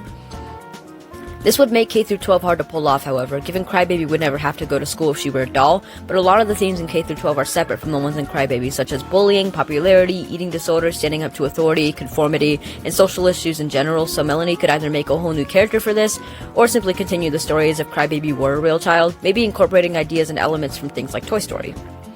Though Melanie choosing childhood and school as her themes for her albums doesn't particularly ring any alarm bells in my head, mostly because she isn't really unique in this regard. Musicians of all ages have been choosing themes like this for their music, and Melanie does do a lot of great things in her music that raise awareness and validate experiences I had growing up when the albums came out. If Melanie is the devil for doing this, then Tyler the Creator is the double devil for his album Wolf, which shows the story of Wolf Haley at Camp Flog Gnaw, where he and another kid Sam fight over this girl named Salem.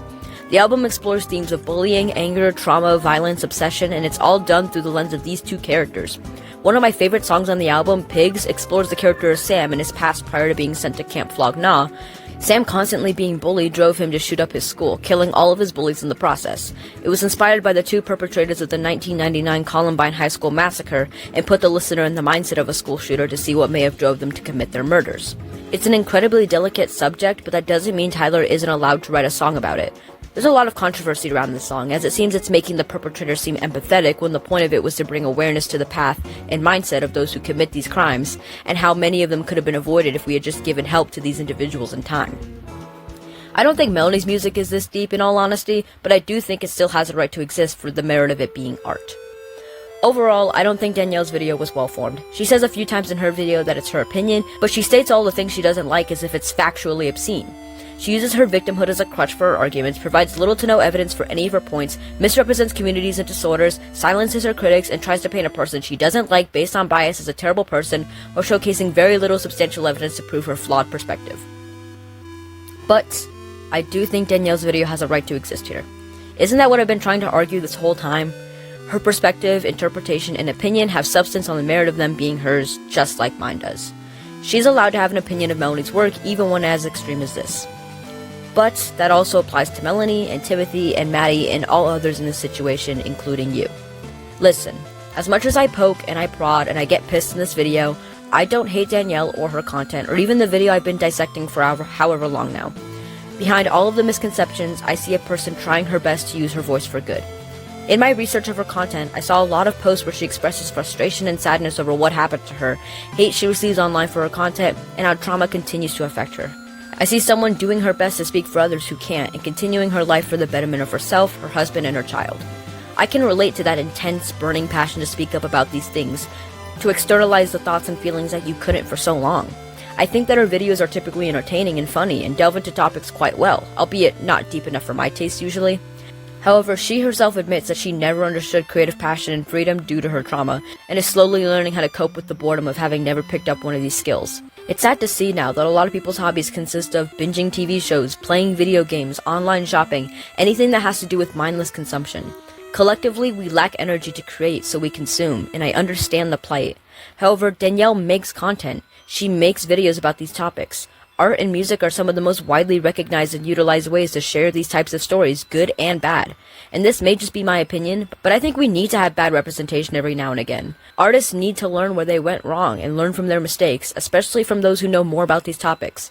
We need more people making stories like this, because that gives more opportunity for some of the greatest pieces of fiction we've ever seen. Art connects people, especially art ingrained in trauma like Crybaby. The disconnection occurs when people outside of the creative loop try to dictate what is and isn't okay to draw. I'm not saying we should be allowed to draw anything. I'm not Shadman, I promise. But I am saying we shouldn't police topics based on our own experiences unless it's undoubtedly clear the intention or reaction causes harm, such as Sia's movie music. Danielle, if you're watching this, I am sorry if I came off as rude in this video because I know I did. Most things online are not meant for children, but that doesn't mean they won't find it. I bet there are kids watching this very video right now and learning about sexual topics they shouldn't. But that also doesn't mean we have to change what we create for them to be safer, because it's not my responsibility as some random adult online to protect children I don't know by censoring myself. Best we can do is try to present these topics with accuracy and nuance in hopes they understand it now or soon. That is why I make this video, because I knew your points were inaccurate and I sought to prove it. Critical thinking and freedom of expression are extremely important ideals to me. This isn't meant to imply that Melanie's work is perfect as it is or anything. In fact, I believe there's no such thing. There is no such thing as a perfect portrayal of assault, abuse, or any other mature or complex topics because of how vast one's experience can be to another person's. It's part of why I argue that Melanie's portrayal is allowed to exist given it's not technically inaccurate in any sense. It also gives us a reference point in the contrast between an outsider and insider's perspective, the ever-changing standards of mature topics in media, and a growth point for Melanie herself.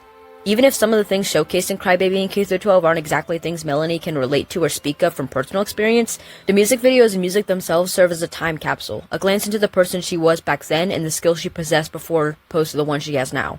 I think that comparing Crybaby to something like Leech's shows that she has made great strides in her music, lyrics, and storytelling, and has even taken a step back and showcasing things that hit closer to home for her personally, rather than stepping out of her range of knowledge to portray ideas she hasn't experienced. Not that this isn't bad in any sense, but it does tend to create more emotionally immersive stories when you have prior knowledge about the things you're writing about. If you have any experience in creation, you'd know this feeling. The proud sense of awe seeing where you were 1, 2, 5 years ago, along with maybe a cringed laugh or two at the crudeness or melodramatic vent art.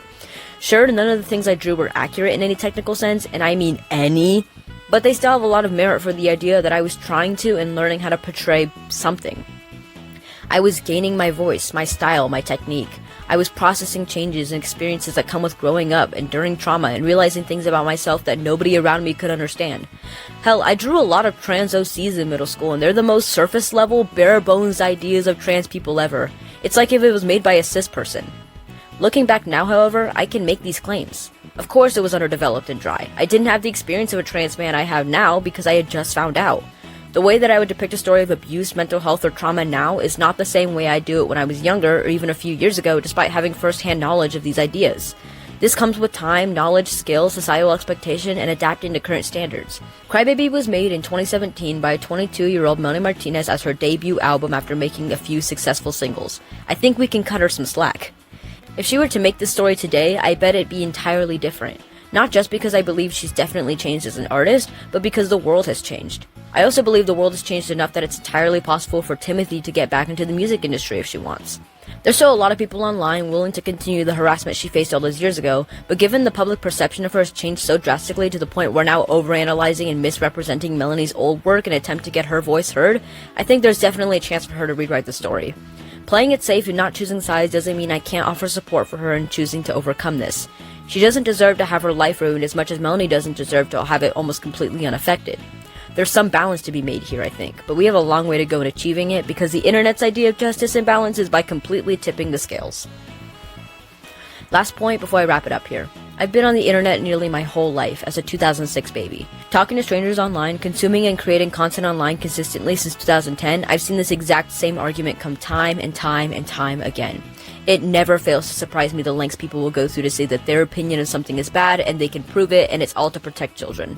Ultimately, it always ends with the same kind of psychological analysis of the artwork or the implications of it, and this argument always makes me kind of chuckle because it just reminds me of South Park and how they tried to tell audiences this lesson 30 years ago. My general opinion on this whole mess? I'll tell you so long as you don't take it as your own, viewer. Basically, my opinion is that the internet is so expansive that nearly anything is permissible. Create what you want, even if it's shitty, within the law. Don't go after people for making shitty things because if you're entertained by it or resonate with it, there's no problem. Let people make shitty things. Let people explore topics even if they don't have the personal experience to understand them. That's how some people learn to empathize and understand our struggles. Let people grow and learn from the things that they did poorly back then. Crybaby came out 8 years ago, you guys. There's no reason to call Melanie out for this because not only has she not done anything legally or morally wrong, she's also not doing it anymore. The only reason you do this is to try and say that because she did this awful thing in the past, that means she's a bad person in the present, or otherwise it proves that she's always been a bad person. As if bad people are born this way or something. Hurt people after all. If you like the music of Crybaby or K-12, you are not a bad person or invalid in the fact that you found comfort in her music. If you like any music by somebody who is shown recently as a bad person, you're not bad or wrong for continuing to like the music. Off the top of my head, I can think of like 6 artists I liked as a kid that I still admit made great music despite who they are. Wilbur Soot, Panic at the Disco, Animated Janes, Mando Pony, Boy in a Band, and MSI. And that's just how many I can think of off the top of my head. If you can think of any personally, let me know down below. So long as you don't support them through their awful actions, it's fine. Besides, if the issue is that they're using their platform as a way to abuse people, all they would need to do is be taken away from their platform so that they can't do that anymore.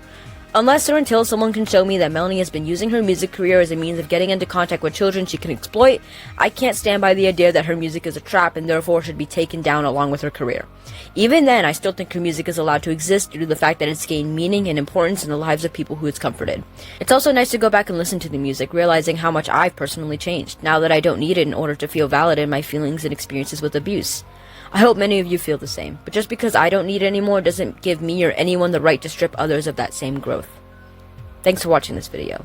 I don't hope to gain anything from this video beyond maybe critique.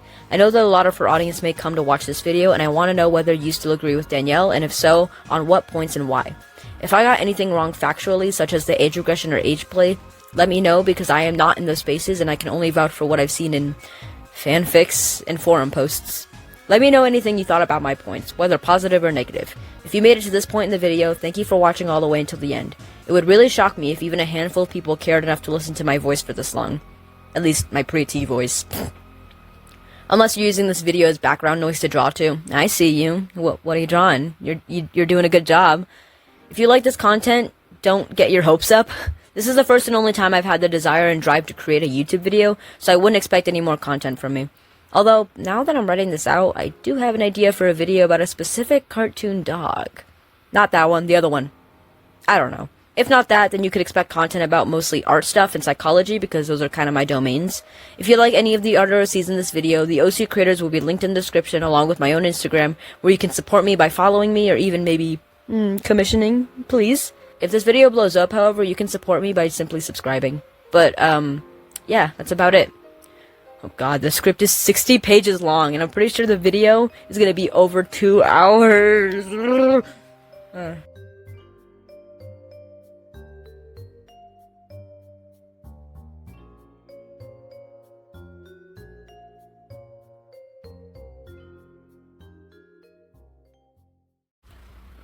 Final afterthoughts on this video while I'm in the final stretch of editing. Woo, it's taken like 3 weeks, but these are my final afterthoughts for the video now that I've gone through the entire script and everything. A lot of the building for this script was rewatching Danielle's video and then taking the timestamp and the quote and then putting my thoughts below as notes and then continuing that process until I was able to develop a solid like idea of everything she was saying as well as the point she brings up and put it into my script.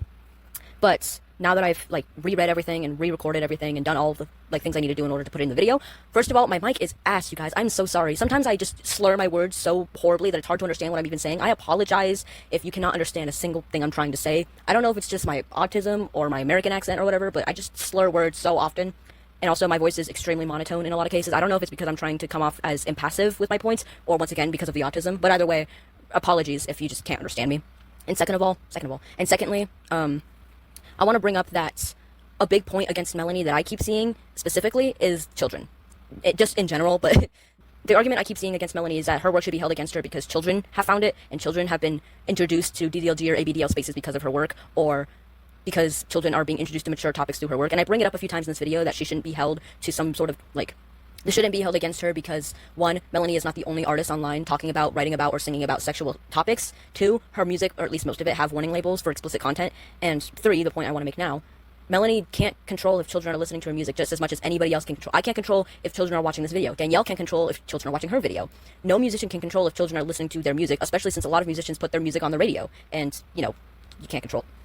It's just strange to insinuate that Melanie's content is specifically catering to children because she allows them to listen to the content, as if Melanie can tell parents not to let children or their children listen to her music.